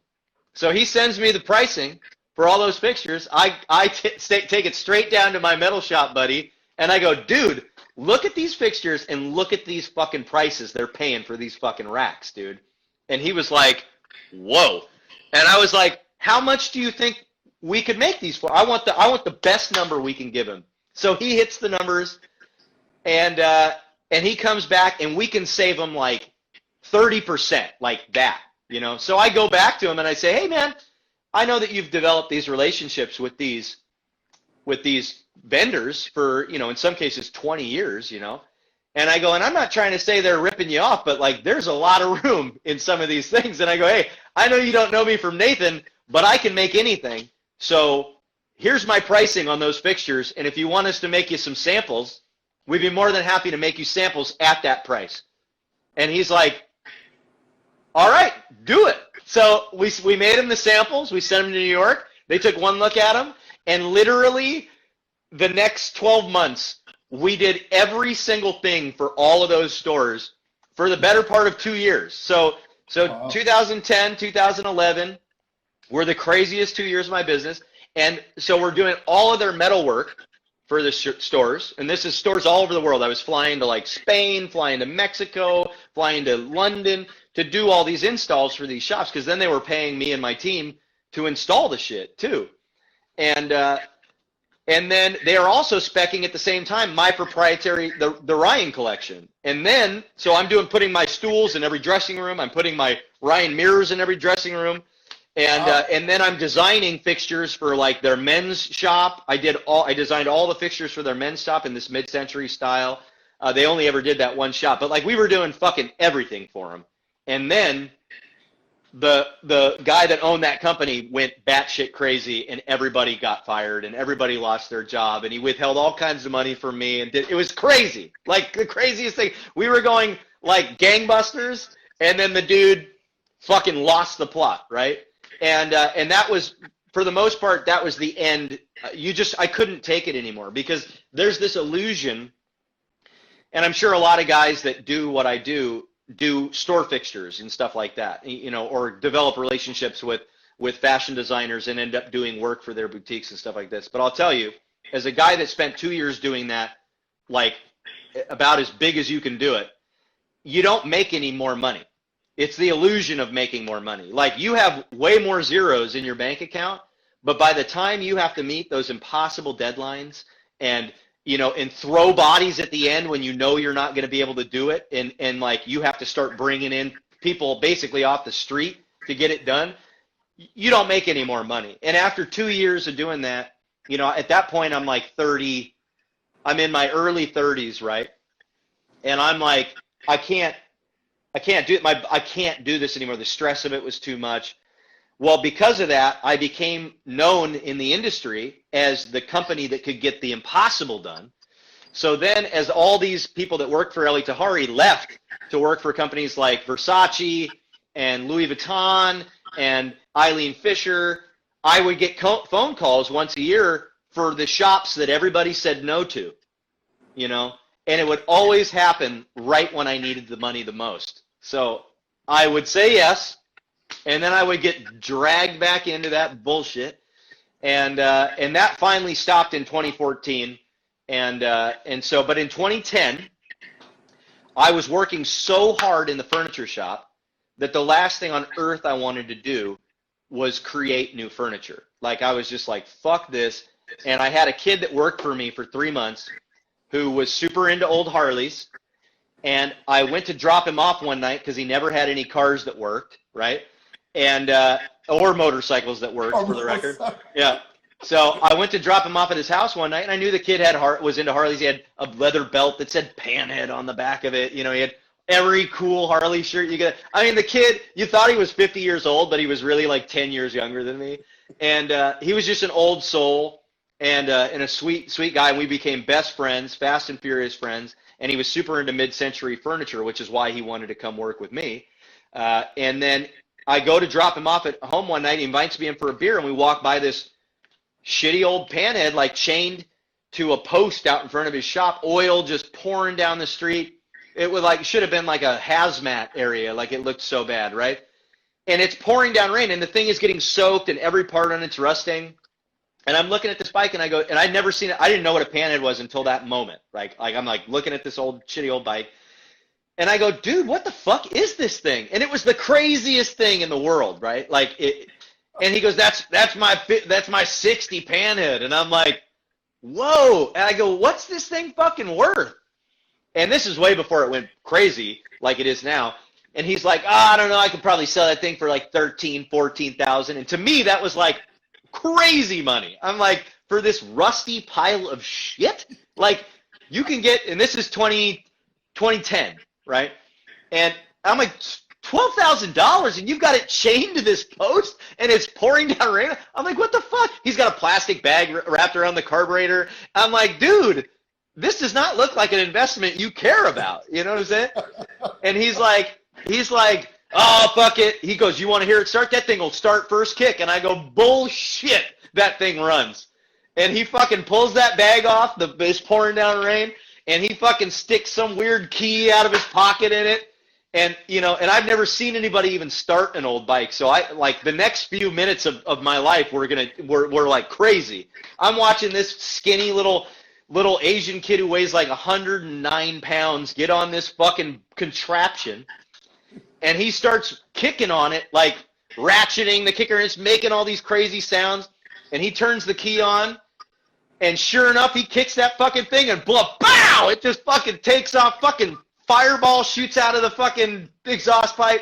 It's the loudest fucking thing I've ever heard in my life. And it's puking oil, and there's gas spitting out of the carburetor. And I'm like, what the fuck? And he's like, and then he just turns it right off, and he goes, told you it would start. And I'm like, so we go inside to have a beer, and there's another one of these things sitting in his fucking bedroom. And you can barely even walk past his hallway. There's this Panhead, and it's got no front end on it. It's just a frame, an engine, and a rear wheel. And I'm like, well, what the fuck is this? And he goes, it's another Panhead. And I'm like, does this one run? And he goes, fuck yeah, it does. And I'm like, so he goes right over to it and fucking puts the key in it, and there's no even front end on the fucking thing. and he kicks it, and the kicker, it's laying on the ground, so the kicker just slams into the ground, and that thing pops. It doesn't start because he's like, oh shit, if it sumps, I didn't even know what he was talking about. He goes, if it sumps, it's going to pour a quart of oil out on my floor. And I was like, oh, but you could tell the first time he kicked it, it popped like it wanted to start. So you knew he wasn't lying. And I was like, holy shit. So we have 2 beers at that house, and I'm looking at these bikes, and he's got Harley shit hanging everywhere. It was like being in like seeing the castle at Wizard of Oz for the first time, right? And here's the wizard like opening the door for you to like peek in, right? And I'm like, holy shit, man. I go, well, how about this? I go, you can't let these things sit in your fucking getting rained on and shit. I go, how about you bring them to the shop, and every day we'll wheel them out, and every night we'll wheel them in. Well, fucking 7 days later, I was like, how do I get one of these fucking things? And so I was like sneaking around, looking on Craigslist, trying to find these things, because my wife would have fucking killed me if I got a motorcycle, right? And so everything was top secret. And as a matter of fact, I built my first panhead in okay, 1 second. Let me ask you a question. All right. I'm a car collector as well. Did you ever find yourself sneaking around looking at people's backyard? Never in people's backyards, but I snuck around because, like, I didn't know where to find these things, but I snuck around on the internet, and I, like, anywhere that dude was willing to let me go to, like, see this shit, I was like, drop everything and go do it. I was obsessed with it. So every day I would wake up, search on Craigslist. Every night I would finish, turn the shop lights off, and then search on Craigslist. And then, like, you know, and I was finding stuff, and so we find my first, so, you know, I don't know anything, so I'm finding shit on Craigslist, and then I'm like, hey, Dennis, what do you think of this? This dude's name is Dennis Hong. Everybody calls him Texas Dennis, right? And I'm like, Dennis, what do you think of this? And he'd take one look at it in his snarky way, be like, that's a pile of shit, or that's not even real, you know? And I'm like, oh shit, okay. So I go back and I dig around, find some shit, and then I find this '63 Panhead, and it's in Salt Lake, okay? And it's on Frankie Brown? No. Dennis is Texas Dennis. There's no way he's listening to this. He's too cool. He's too cool to listen to me talk about anything, specifically motorcycles, I'll tell you that.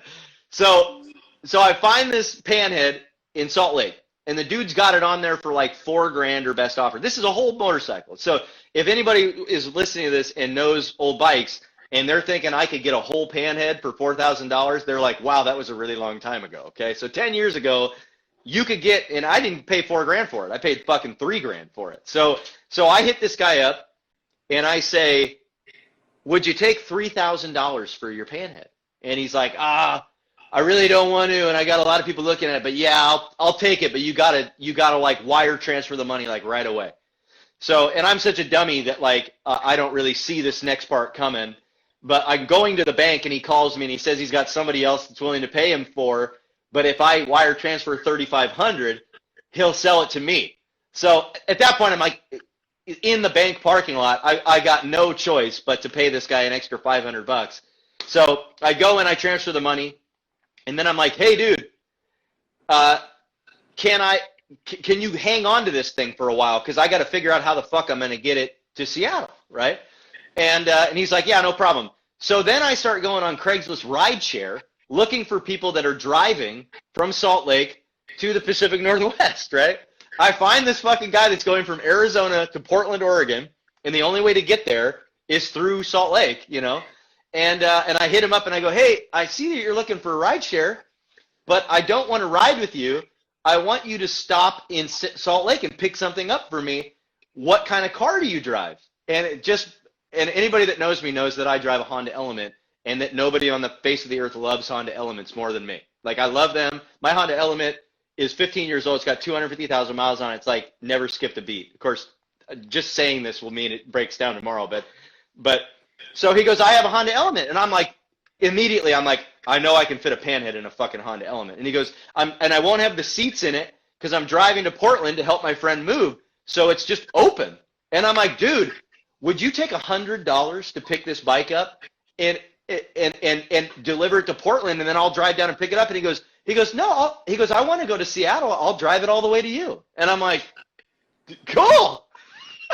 So I said, I'll give you $100 cash if you bring it to Seattle. So the motherfucker picks this fucking panhead up, drives it to Seattle. He backs it up to my shop, and we pull this fucker out of the back of his element. I hand him $120.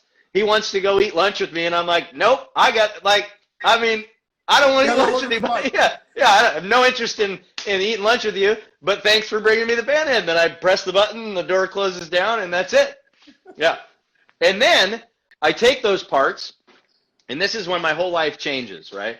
So I take the parts that I want, and I put them in a pile. And then I take the parts that I don't want, and I start selling them on eBay.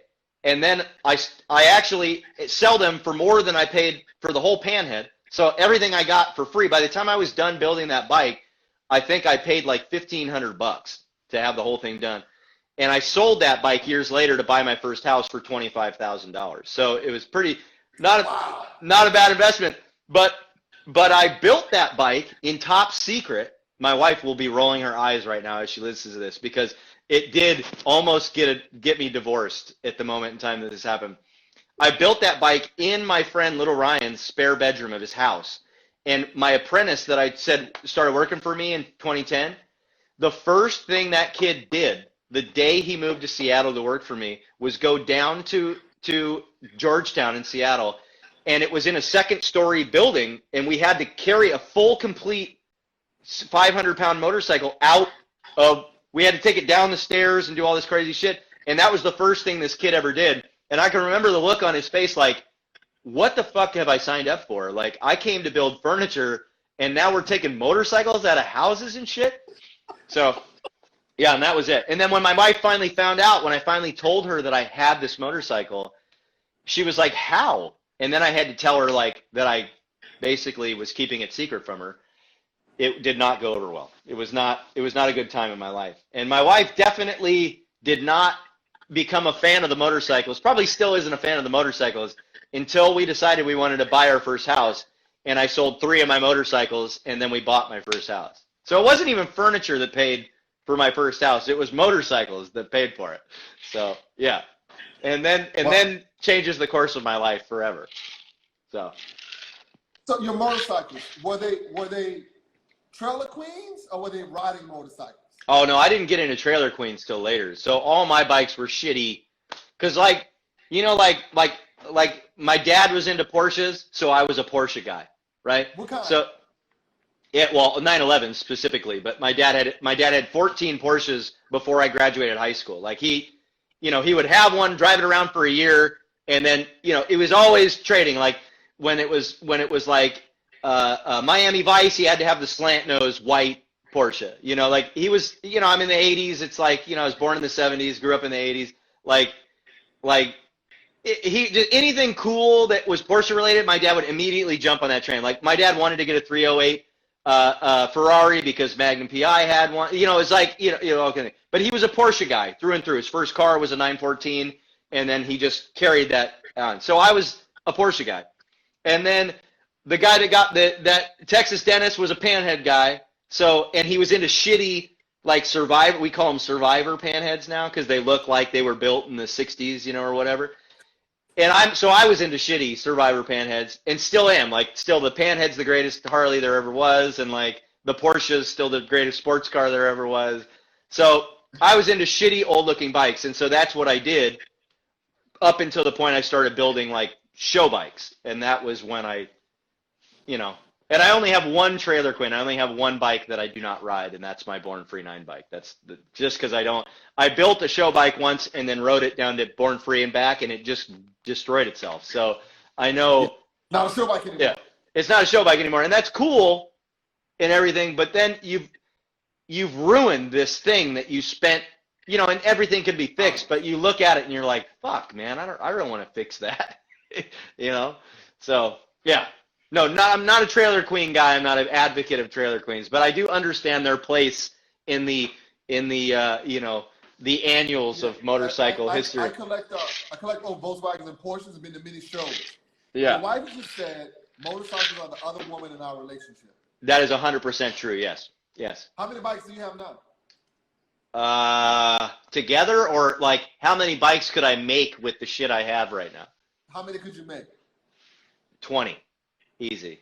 Wow. I think I have 1, 2 in the garages now. 1, 2, 3, 4, 5, 6, 7, 8, 9 bikes here. Two of which do not belong to me, though. Okay, so why can't we get a shop tour? Because my shop, first off, okay, here's one thing. I moved my shop to my property, okay? That happened in December. And if anybody's watching the news right now and is listening to President Trump's most latest tweets, he's referring to basically my old shop. That's the Chaz that's going around right now. My shop is 11th and Pine. That's where I was for 12 years, okay?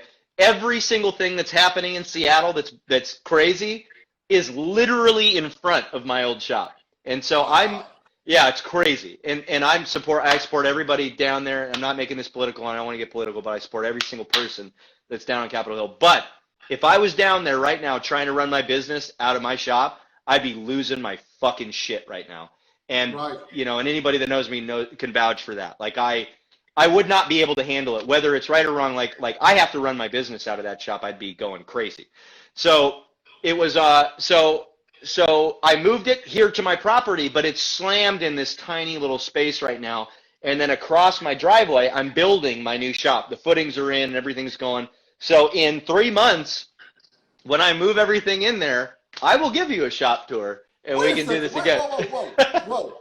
What you just did was validated why we need to do it now? No! After. Absolutely not. It's not happening.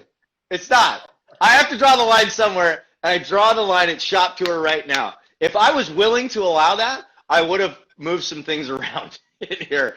But I knew from the gate. I saw what you did with Jared Rustin, so I knew that this was potentially coming, and I had already said in my mind, we are not doing a shop tour. It is not happening, and I'm sticking to it. But I owe you. I'll put it out there in the ether. Yes. I owe you a shop tour, yes. And so when we do one, I will make it. It'll be like MTV Cribs. You know, I'll really spend some time. You know. Yeah. No. As you say that, you're correct. I'll. Yeah. Not happening yet. Yeah. So okay, we got 6 minutes, right? All right. We're gonna end this at 8. Okay. 5 your time, but you owe me another hour in the shop tour. Absolutely. And I also owe Jared another hour. Well, we had talked, and I know that you had mentioned this, and I'm throwing this out there. I don't know if Jared's listening, but I hope that Jared does go and listen to it. But he will. But we had talked. You and I had talked about maybe the idea of me the next time I'm heading down to the Bay Area to go out and sit Jared at his shop, because obviously I'm very inspired by Jared's work, and he and I are friends. But we've only met one time, and I would love to go to his shop because I look around his place, and it's amazing what he's doing in Stockton, and I really want to see it. But then I also want to do what we had talked about doing, which is a 2-on-1 where we sit, where we sit down together and we answer some of the more, I think, the more behind the curtain questions, and maybe some of the harder questions to talk about without getting ruffling feathers or maybe getting in trouble. And anybody that knows me knows that that's my favorite place to be, is right there, right where I can agitate at least 50% of the people that are listening. Yeah, we spoke about a couple of things that we can't talk about now. Right, it's too deep. People aren't ready for that yet, you know. Yeah. And I owe Jared another hour because we were on hour 2. And he was just getting warmed up to go into what he wanted to go into, and I was like, you know what, man, I'm gonna let you go. So he and I talked about. Yeah, I wanted one more hour with Jared. I wanted one more hour with Jared too. He was just getting on the stuff, you know. So yeah, I definitely that was my fault for calling that. I thought that it was too long, and it wasn't. So it is what it is. So we're going to let you slide on the shop tour. All right, thank you. Okay. So how many bikes do you have finished? Finished? 9 or 7. 7. So what do you do with 7 finished bikes?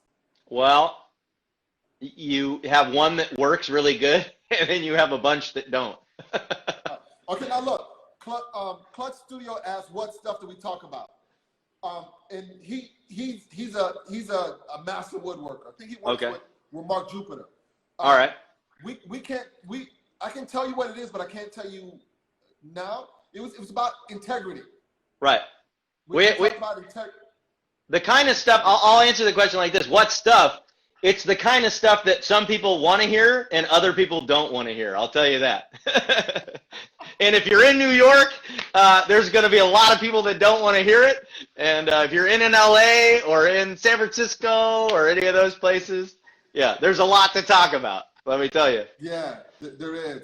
And I kind of 20 years in this game, you see a lot. You see a lot of stuff happening, especially these last, 5 years with social media doing what they've done to the global woodworking industry. And I'll tell you, I mean, there's a lot of great things to say. Hold on, Paul. Your screen's. Go ahead. There's a lot of things to say. Go ahead. Yeah. There's a lot of great things to say about what social media has done for our industry. And then there's a lot of things that I think it exacerbated. And those are the things that I would like to talk about at length, I guess, integrity being the key word, I think. Right. And I think it's probably best for you and Jared to do that jointly. Yeah.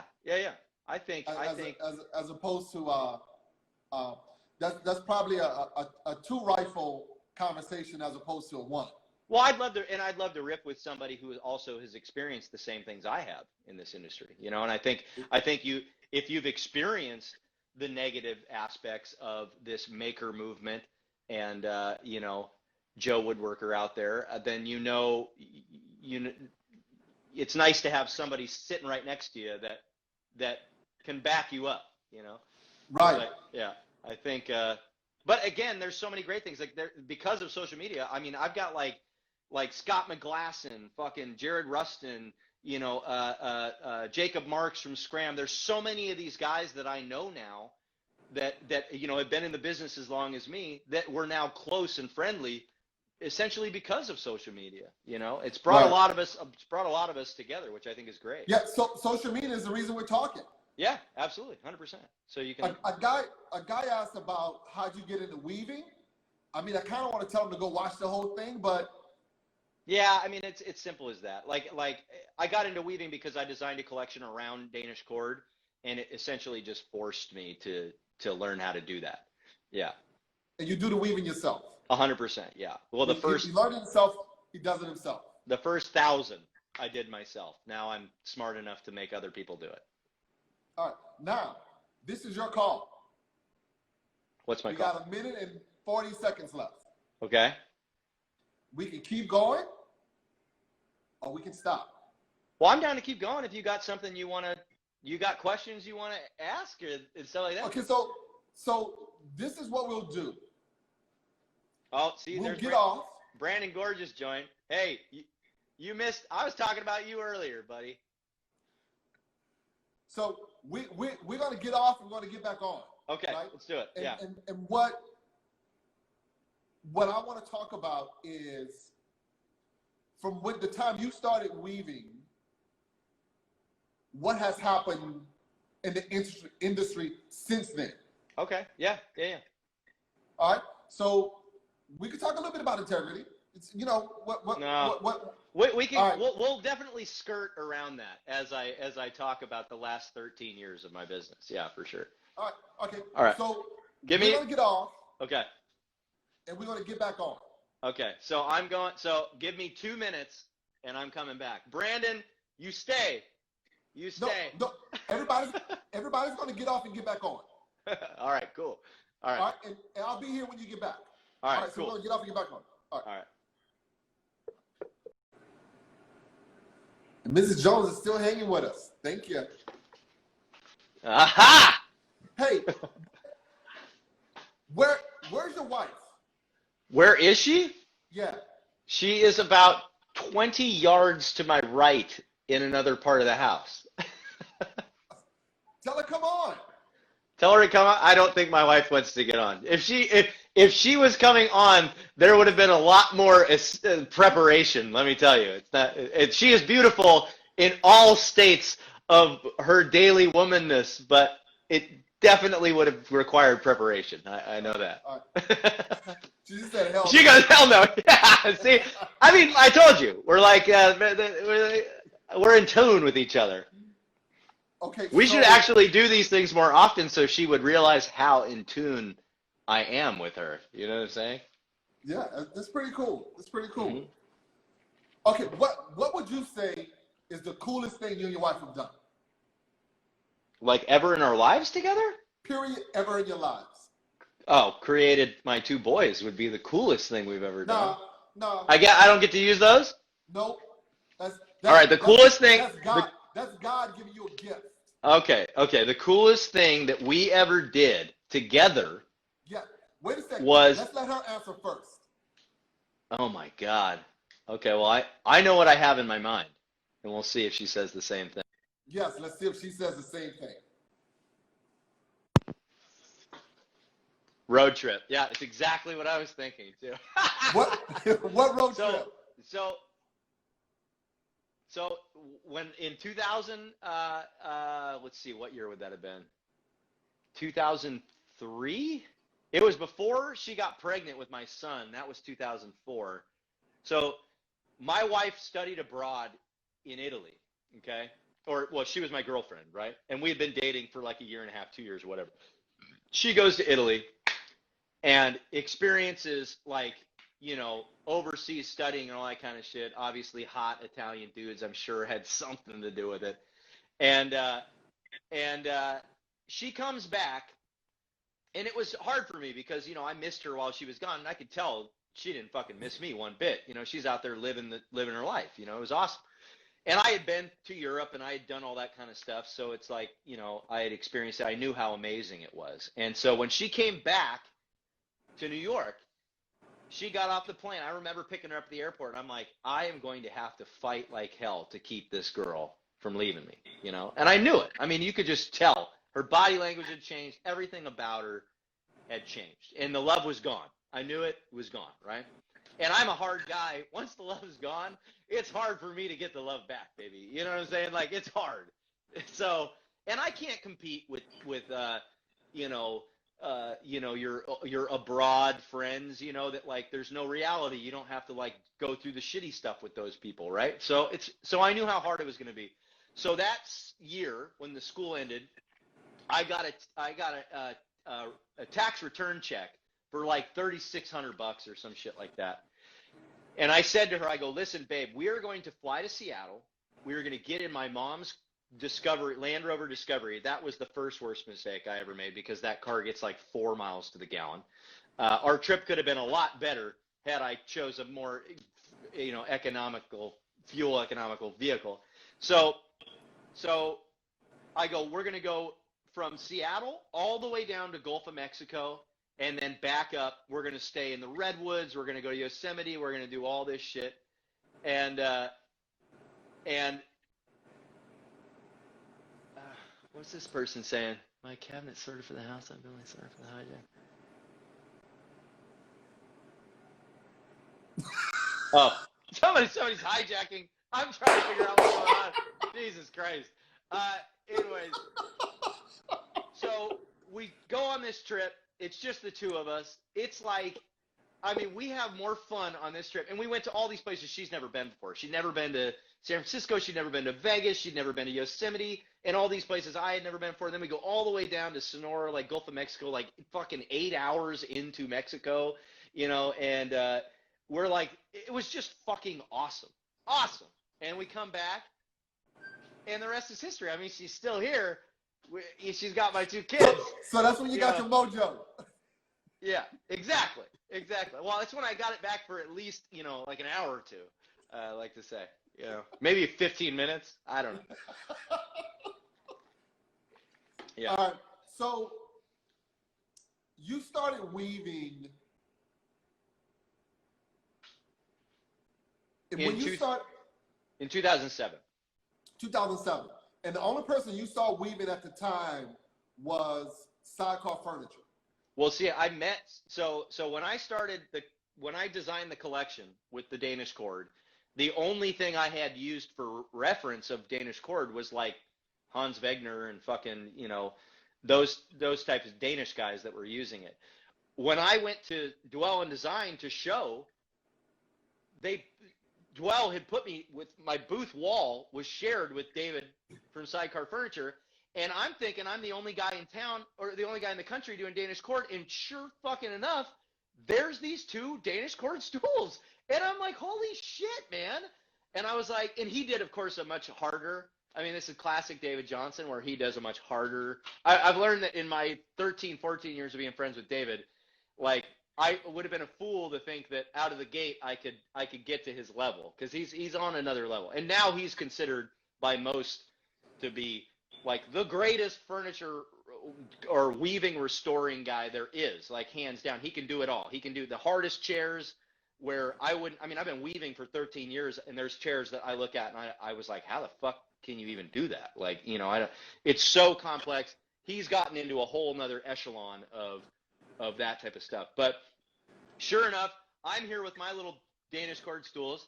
Here's this guy with his beautiful writing desk and these stools, and he had some other like tabletop stuff, if I remember correctly, like vases or some other smalls, right?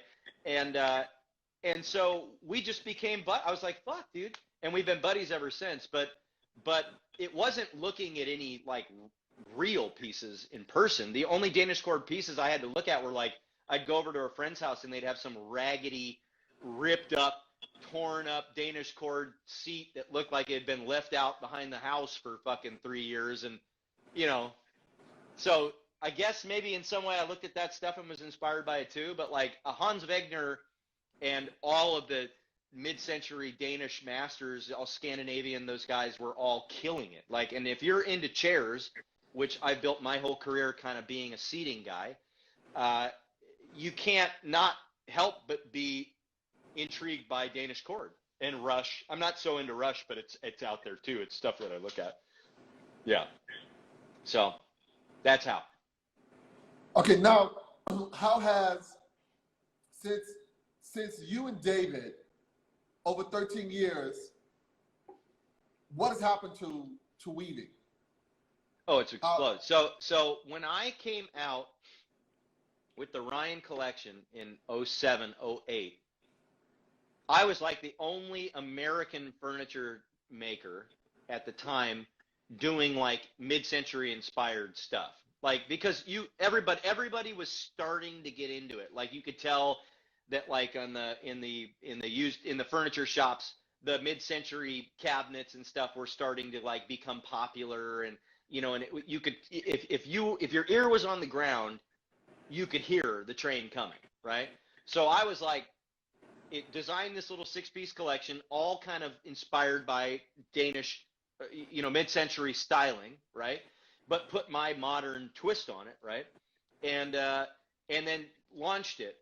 Within the next, and then I would say for the next 7 or 8 years, really, you wouldn't see a whole lot of Danish cord. I had a couple young designers come through my shop just to learn how to weave, that had found me maybe reading Dwell magazine or found me doing some of these other things because they saw I was doing Danish cord and they thought this was some sort of like advanced technique that they needed to come like study under a mat. They had no idea that like most of the time I did it drunk and like, and like didn't even pay attention to it when I was doing it. Like I just, it's not, there's nothing to it. So they would come in and I would tell them like, give me a weekend and give me your time and I'll teach you how to weave.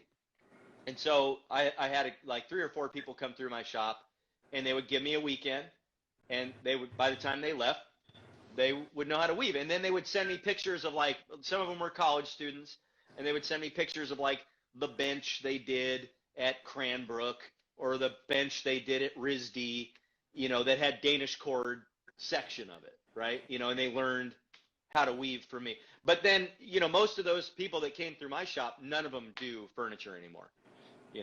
It was just something that they did. And that's a sad but true story with a lot of people that I've met in the last 20 years, is a lot of people, even my mentors, even some of the greatest woodworkers I've ever known don't do woodworking now.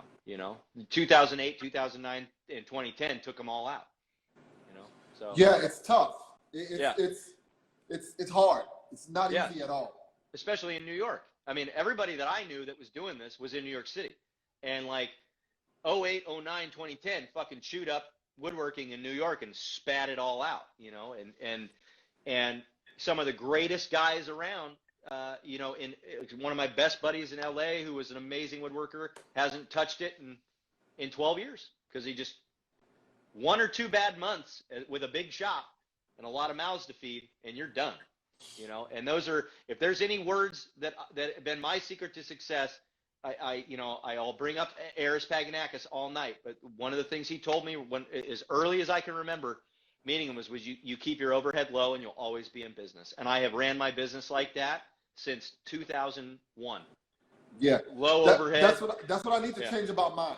My overhead is not low. Well, in New York, to do the kind of work that you're doing with big slabs and big shit, you're looking at 20, 30 grand a month just to fucking feed that monster, Yeah, that's where I'm at, 30 grand a month. God damn. That is just mind-boggling. Yeah. Yeah. But, listen, this business is not cheap. And this illusion that we as woodworkers, are overcharging for our services we need to do whatever it takes to squash that. If you think a $2,800 chair is expensive, but you don't factor in the fact that it costs that guy $150,000 worth of college loans to learn how to do that, a lifetime of trial and error, a lifetime of losing money, a lifetime of sweeping up fucking shit for free and some guy smarter than his shop, and then fucking, investment of hundreds of thousands of dollars in tools just so that you can make that chair in 40 hours instead of 100, and still, when you break the hours down and you do the math on the shit that we do, nobody is getting rich in this business. Nobody. Yeah. There might be a few guys that are business savvy and fucking, are doing okay, but probably most of them, especially if they're in New York, they're leveraged up to their eyeballs, and one economic turn could fucking put them all out of business, Yeah. And it's a tough fucking industry to be in. And the only way you are ever going to make it is if you are great at what you do, a great designer, and your business model isn't going to get immediately annihilated with any shift in economic, conditions. I'm on the last of those. Well, if you're still in business after 2008, 2009, 2010, then you're doing something right, because that was hard on New York woodworkers. I know it for a fact, because 5 of the best woodworkers I've ever known shut their businesses down in those 3 years. And they were guys that had been doing it for fucking 30 years, and it's just couple wrong decisions, but that's life, baby. I don't think anybody at Bear Stearns thought they were going to lose their fucking job either, Exactly. So exactly.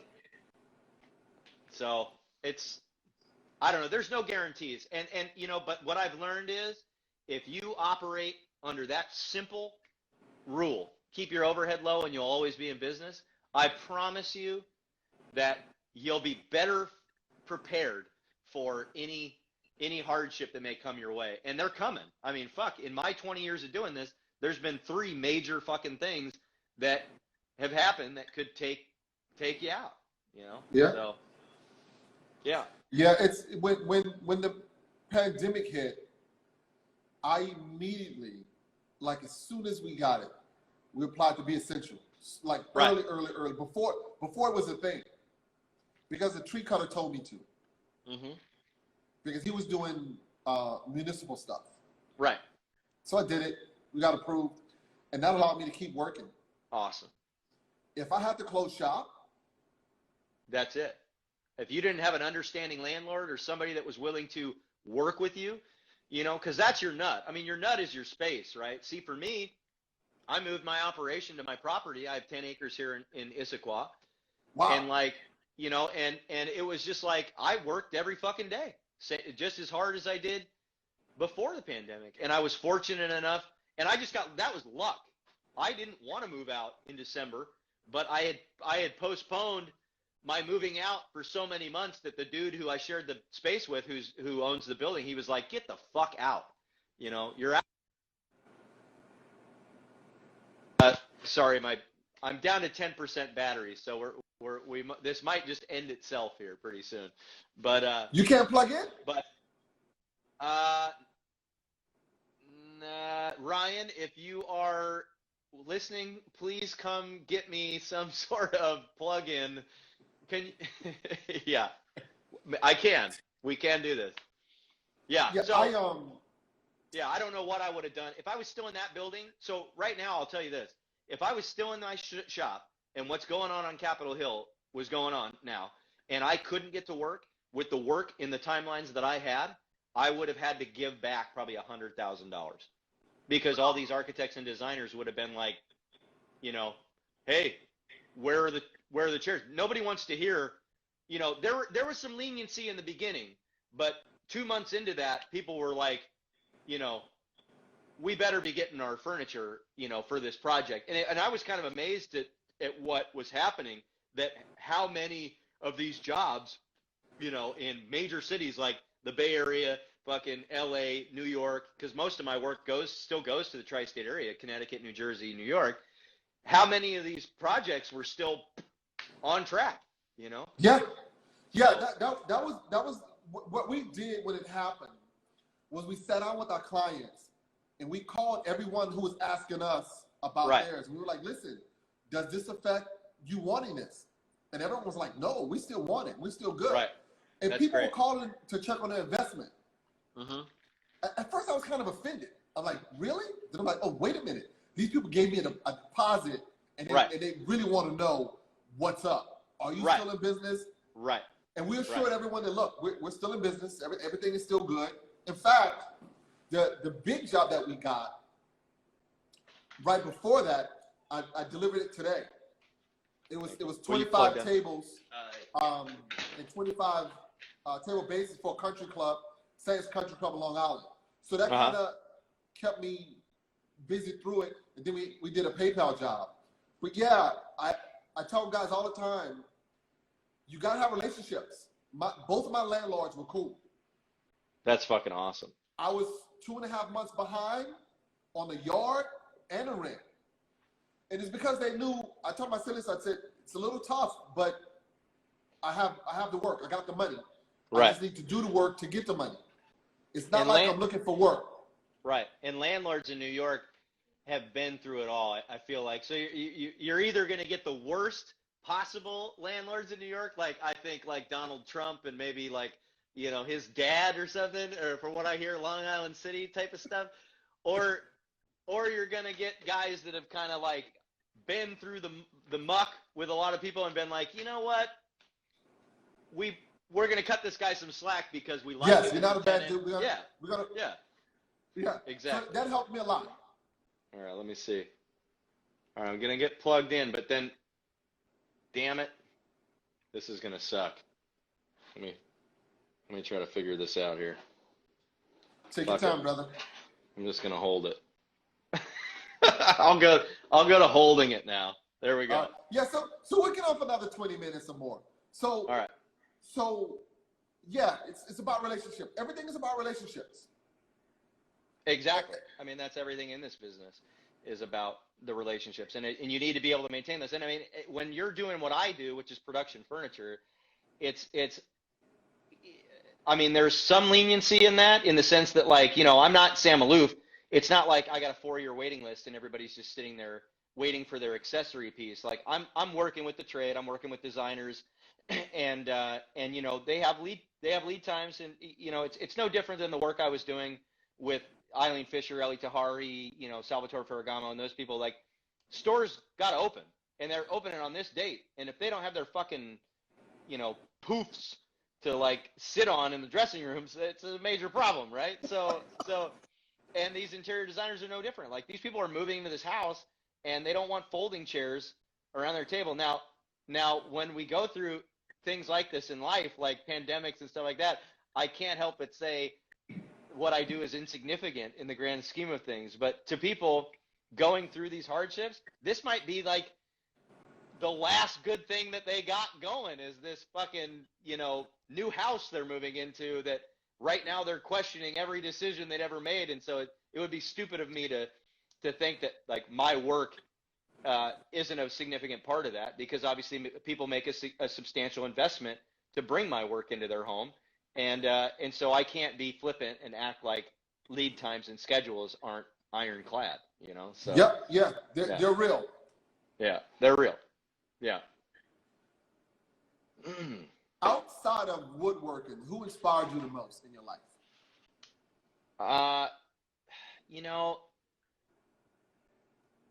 I had a crew of buddies growing up that that I skateboard with growing up, and those guys continue to inspire me. I mean, they're my best friends. Obviously, we've stayed. They still are. This whole time. Yeah, still are. I mean, obviously, I have people in my life. Most of those guys aren't here. Well, one of my best friends, little Ryan, he's still here in Seattle. But a lot of those guys are all over the country. And my best friend in high school, this guy Mike, it's hard not to be inspired by what he's doing, because he's really, really. I mean, if you want to talk about a guy that's come from nothing and really gone someplace, it's this dude, and it's hard not to be inspired by him, because the level of success that he's achieved is saved for a very, very small group of people. And he likes to say things like he was inspired by me because I was the first person he knew that started his own business and worked for himself. And I'm very proud of my accomplishments, but like, I don't necessarily believe that, because he had a lot of people surrounding him that I think were far more inspirational to him in the grand scheme of things. But he sure got to hear me complain about being self-employed a lot, and maybe through osmosis of listening to my complaints and my tear-filled conversations of like, how the fuck am I going to make this work? Was he like, wow, well, I know what not to do when I do this. But, all my best buddies that I grew up with, they all inspire me, because they're all great dads. They're all fucking killing it. It's not about financial success. It's about the kind of people that they are. And, and every one of those dudes is as good a guy now as they were then, That's important. Yeah, it's totally important. And I've met a lot of shitty people in my life, that, pretend like they're a lot more important than the punks that I grew up with, so right. It just is what it is. But outside of woodworking, that would be it. Yeah. What is your biggest challenge with running a business? Oh, fuck, man. Like, where do you even start with that? I think you go to an institution like Parsons, you think you're pretty well prepared, but what you realize really quick is that you're not prepared to run your own business, certainly not in any way, shape, or form. So you realize after a few years that you're very under prepared to run a business. And if you're savvy enough in a place like New York, you got to move fast. So I think a lot of my early success with being underprepared was just in the fact that I was surrounded by other people that were hungry like me, and they were all freelance, and they were all self-employed, and they were all hustling. So there was a big group of people that you could glean information from and reach out to if you were like, fuck, man, I'm doing this, or taxes are coming up, like, what the hell do I do? Learn a lot faster. Yeah, somebody always knew the answer. But I think that sorry, I'm just gonna unplug this fucking thing, because I can't hold this fucking thing in my hand like that. That's fine. All right, so fuck, I'm screwing everything up. There you go. So Perfect. Say the question again. What was the question? You were talking about being in New York, the things that inspired you. I mean, the challenges with business. Being in business. I think the hardest thing about being in business for yourself is if you've really spent no time actually thinking about what it takes to make. If you're like me and your only thought about starting your own business was like, I'm going to start making furniture and I'm going to start selling that, you really didn't think about what it takes to start your own business, at all. So as you get, neck deep into that muck, you start to realize real quick that with no business experience at all, you're fighting an uphill battle. So you're either going to have to adapt super fast, or you're going to have to surround yourself with people that can help you. And I always had a partner that was like able to take some of the load off of me, like was able to like add up all the invoices and do all this stuff, or work with the accountant to get us up to snuff. But I don't know if you're starting your own business and that's your goal, or if your goal is to be a furniture designer and you haven't taken any practical business courses or anything like that, you're screwed. I mean, you really are. And I would never advise anybody to make all the same stupid mistakes I've made. I mean, it's a joke to encourage anybody to do it the way that I did it, because it boils down to being lucky. And yes, you're gonna need luck no matter what you do. You're gonna need luck, regardless of how hard you work. Yeah, you're gonna need luck. Even if you're ripping off Tyler Hayes, and you've already got designs that are gonna work because Tyler sells them, you're definitely going to need some luck, because yes, if you're looking around, you realize that you're one of about 10,000 guys in the country right now ripping off that dude. So you're going to have to be really good at it, And so, he's a king. He's a king. I mean, he's a fucking king.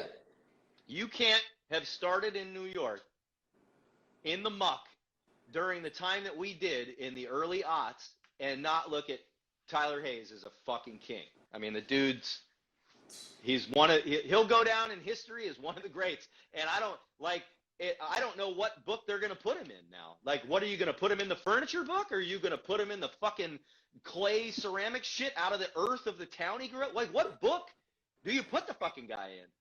Jesus He's making boots. Christ. I mean, he's making fucking jeans. I was over at my buddy's house the other day, Dallin Backstad, and he's like telling me he's in his store buying pants, and I'm like, you're buying fucking pants from Tyler Hayes? I mean, he's one of the greatest furniture makers of all time. You're buying his fucking pants? And then he goes, yeah, they're at his store M. Crow in Dumbo or wherever the fuck it is, or Soho, and they're in this store, and it's a clothing store, and they're like, oh, what else does this guy do? And they go, oh, well, he makes furniture, and they pull back some fucking doorway, and they let you into his showroom, and I was like, that must have been something to see when you're in his tiny little pants store, and then they open that fucking door. And, yeah. Sucker! And you go into like $80,000 table land, and like every single thing you see is the coolest fucking thing you could possibly lay your eyes on. Everything. The dude's a G. And I mean, I'm in New York. I was in New York long enough to, I went to Tyler's first showroom, the one that he always talks about, that him and his buddies lived in, and they only had like one fucking table in it and stuff. I mean, I've been in that showroom. That was when I was starting my business, and it was like, I was looking at dudes like him as, I had no idea he was going to be the legend that he is now. I mean, and it's just like, he is, man. He's a living legend. Not only is he making jeans, he's making denim. He's making denim. He's trying to get that fucking loom. Like, he's gonna move that business to that place he grew up where there's like more cows than people. I mean, the guy's I don't even fucking know. I can't hear him talk. Which whenever there's a Tyler Hayes podcast that comes on, I'm like, I gotta listen to that motherfucking shit. Even though a lot of it's the same stuff. But like, I asked him to come on. Oh, you did? Yeah. He was like, listen, I'm tired of fucking talking to you guys about this shit. He was nice. He was nice enough. He goes, listen, I love to do it. It's a great idea, but I'm busy. Right. As I imagine he is a busy guy. But I listened to his podcast, and it's like, if that doesn't inspire you to do better things after listening to him, then I don't know what does. Like, then if you're trying to get into this business and you're listening to this, or you ever listen to this, you need to go Google Tyler Hayes or BDDW, listen to any word the dude has ever been recorded saying, and he's got some bangers. There's like an interview from like 13 years ago, or like 10 years ago or something like that he did on like Design Milk or some shit like that. It was the first one I heard, And it was way before I knew his story. I mean, I knew who he was, and I knew BDDW because you couldn't be in New York. You couldn't start your business in New York when I did and not know BDDW, right? Even if you didn't know Tyler Hayes was the brainchild of that, like you knew the business, you knew the company. And you listen to that shit because that dude is doing it. That guy like did it, you know, and you know what? He gets lucky too. There's a lot of lucky breaks that happen with him. And it is about right place, right time. But at the end of the day, it boils down to two simple things. You got to be really fucking good at what you do. And you've got to be willing to work harder than everybody else. And that's Tyler Hayes, man. And I'd like to say I'm good at what I do, and I work my fucking ass off, you know. And I'm willing to lose it. I'm willing to sacrifice everything for it, and have been for so long that it's gotten me where I am now, you know. And whether or not anybody's ever heard of me or not, like I make my living doing this. This is what I do for a living. I make furniture every day. How does your wife feel about your drive in doing this?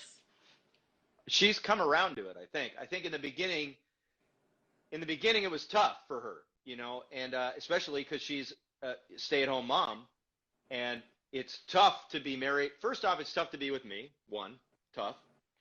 Two, it's tough to be with an artist, right? Three, it's tough to be with a guy that you know, when he comes home, you hate him because he wasn't there helping you, right? And then that guy is a jerk a lot of the time. So that's the icing on the cake. I'm a hard guy to be around, and you know, and in those early years of the building of my business and the building of our relationship and the building of our family, I was still going at it 110%. You know, sleeping on the table saw at night, you know, just so I could wake up and get an extra 3 hours in at the shop. I mean, it was like that. That's that New York woodworker shit that only you and guys like Tyler and dudes that really fucking went for it know, you know. And I spent a lot of nights in the shop. Yeah, I mean, if you're listening to this and you're a woodworker and you haven't slept on your panel saw, or you have not slept in your fucking shitty clothes covered in sawdust for a few hours just to wake up and do it again, then you're not working hard enough. I'll tell you that right now. You're not.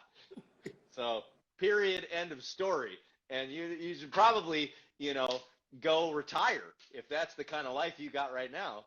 Yeah. Let's see if there's any questions. And I think, this guy in Shalasi, he's pretty amazing too. He's a pretty amazing woodworker. Well, if he's saying goddamn right to anything I just said, then he's in it for the right reasons, dude. Oh, see, yep. Adam at Modern Stuff, he goes, it's been a while. So I will admit myself, it's been a while since I've had to sleep on my fucking panel saw. But I'll tell you this, what it has not been a while is losing sleep because of all the shit I know I've got to cram into an impossible timeline. It's just now, you know, as a guy in his early 40s, like I just can't do it like that anymore. I wouldn't even want to know what a night sleeping on the panel saw feels like right now. You know, I don't want to know. And now my panel saw and my bed are like, you know, 30 yards apart. So it's like, you know, and I've got you don't need to. Yeah, and I'm a furniture maker, so the panel saw is literally just a rack for all my wood. It doesn't actually do anything. And in full transparency, it doesn't even have power running to it. That's how infrequently I use my panel saw. So, okay, you put a shop in your backyard. How big? So right now the shop is going to be about 2,500 square feet, which would be a pretty big shop for me and the kind of work I do. And then I have another part where my shop is currently is 1,400 square feet, right? And it's my actual 3-car garage here at the house. And that will become, the single car garage will become the weaving room. That's just going to be a room where all we do is weave in it. It'll be my wife's garage where she parks her car. And then when we have to weave, she'll just back her car out. We'll sweep the floor and then we'll weave in there, right? And then the other 1,000 square feet of that shop will be nothing but my machine shop and my motorcycle stuff. Because I have, I have a Bridgeport, I have a Logan lathe, I have a fucking SIP jig borer, I've got a fucking, huge welder, I've got a Hyde mech, fucking, horizontal bandsaw, I've got all these machines, and then I've got lifts and motors, I've got a boring bar and a fucking Sun and Hone and all the shit that I use for my motorcycle stuff, and all that's just going to live in that 1,000 square foot shop. And then the new shop is going to be nothing but woodworking. There's not going to be no commingling. And right now in this shop, I have woodworking and metalworking. So I have all, like right behind you, I have the Bridgeport, and there's the lathe, and then I have some other tools over here, but then there's the planer and the joiner with within arm's reach, so, and then I have flap curtains for like dust control and shit like that, so I can not fuck all this shit up. So what is the motorcycle that you want and don't have? Oh God, there's too many to even list. Like practically speaking, like I mean, I want a Crocker, I'll never have one. I want a Flying Merkel, I'll never have one. I want a Black Shadow, I'll never have one of those. I want you know what? I would just like to have and keep a Knucklehead. But every time I do a Knucklehead for myself, I end up like having to sell it, because every time you walk out, these days you walk out of your garage, you're looking at like a $40,000 bill staring at you. And so I've never been able to keep a Knucklehead. Now I do have many panheads. I've got, including engines, I have like 9 panheads right now, which somebody listening to this that knows motorcycles might be like, dude, you got 9 panheads, just sell a few of them and then keep your Knucklehead. But I'm a panhead guy, so it's like, I don't know. But the motorcycle I want probably more than anything that I'll never be able to have is like there's this bike, it sold in Australia a couple of years back. It's actually owned by a friend of mine. It was a 4-valve or an 8-valve racer that Harley made in the 20s. Very, very rare, very special bike. And it had a stand-up sidecar rig attached to it, because they used to do these crazy races where a guy would stand on the sidecar and like throw his body weight out as they would take high-speed turns and shit. You might have seen it. But this bike was rolled out of a barn in Australia, original paint, like the most incredible, it's in my Instagram feed. If you go back about 2 years, it's in the feed, and it says, this bike will haunt me for every day of my living life. And it's not even that it's the most, I think it ended up selling for like $250,000, which sounds crazy, but in motorcycle world, it's like, that's like the sweet spot for any like really cool motorcycle, I got Andrew in New York saying Harley DAH. Yeah, but it wasn't like a DAH hill climber. It was like a specific racer. It was for sidecar racing, and it was moved over to Australia because somehow they changed the displacement of certain bikes that were used for certain things, and then this bike no longer had a purpose racing in the United States. So it went over to Australia, and then they raced it there for a little while, and then it literally got hidden in a fucking barn and fucking rolled out in untouched, I mean, it was pretty roached out for being in the barn, but the thing was, I don't know, it's the coolest motorcycle that I've seen in a decade. It's like something about it was just magical for me. So if I could pick anyone right now, that would be the bike that I would want. When did you realize that you were good at building bikes? Oh, I mean, if you want the honest opinion, probably right away. I knew I had a knack for it. Like I had the right teacher for one. Okay, I had this grumpy kid who had been working on him for 15 years. I mean, this kid had been riding him to high school. Was that the Asian kid? Yeah. It was Texas Dennis Hong. And so I had the right teacher.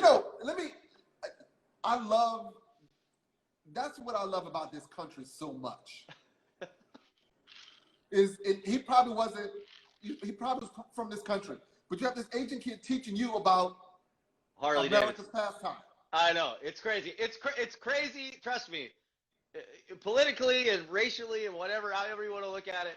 10 years ago when I first met him, and I was looking at this motherfucker, and I'm like, you're from Texas, and you're into Harleys? I mean, there was definitely like some rationing that had to happen in my mind. But you spend enough time with this kid, and you realize real quick that he knows more about Harleys than most people will ever know. He's forgotten that saying that I always say. He's forgotten more about Harleys than most people will ever know. And there's no truer words ever spoken. To this day, I mean, I've spent the last 10 years devoting almost every second of free time I have to motorcycles.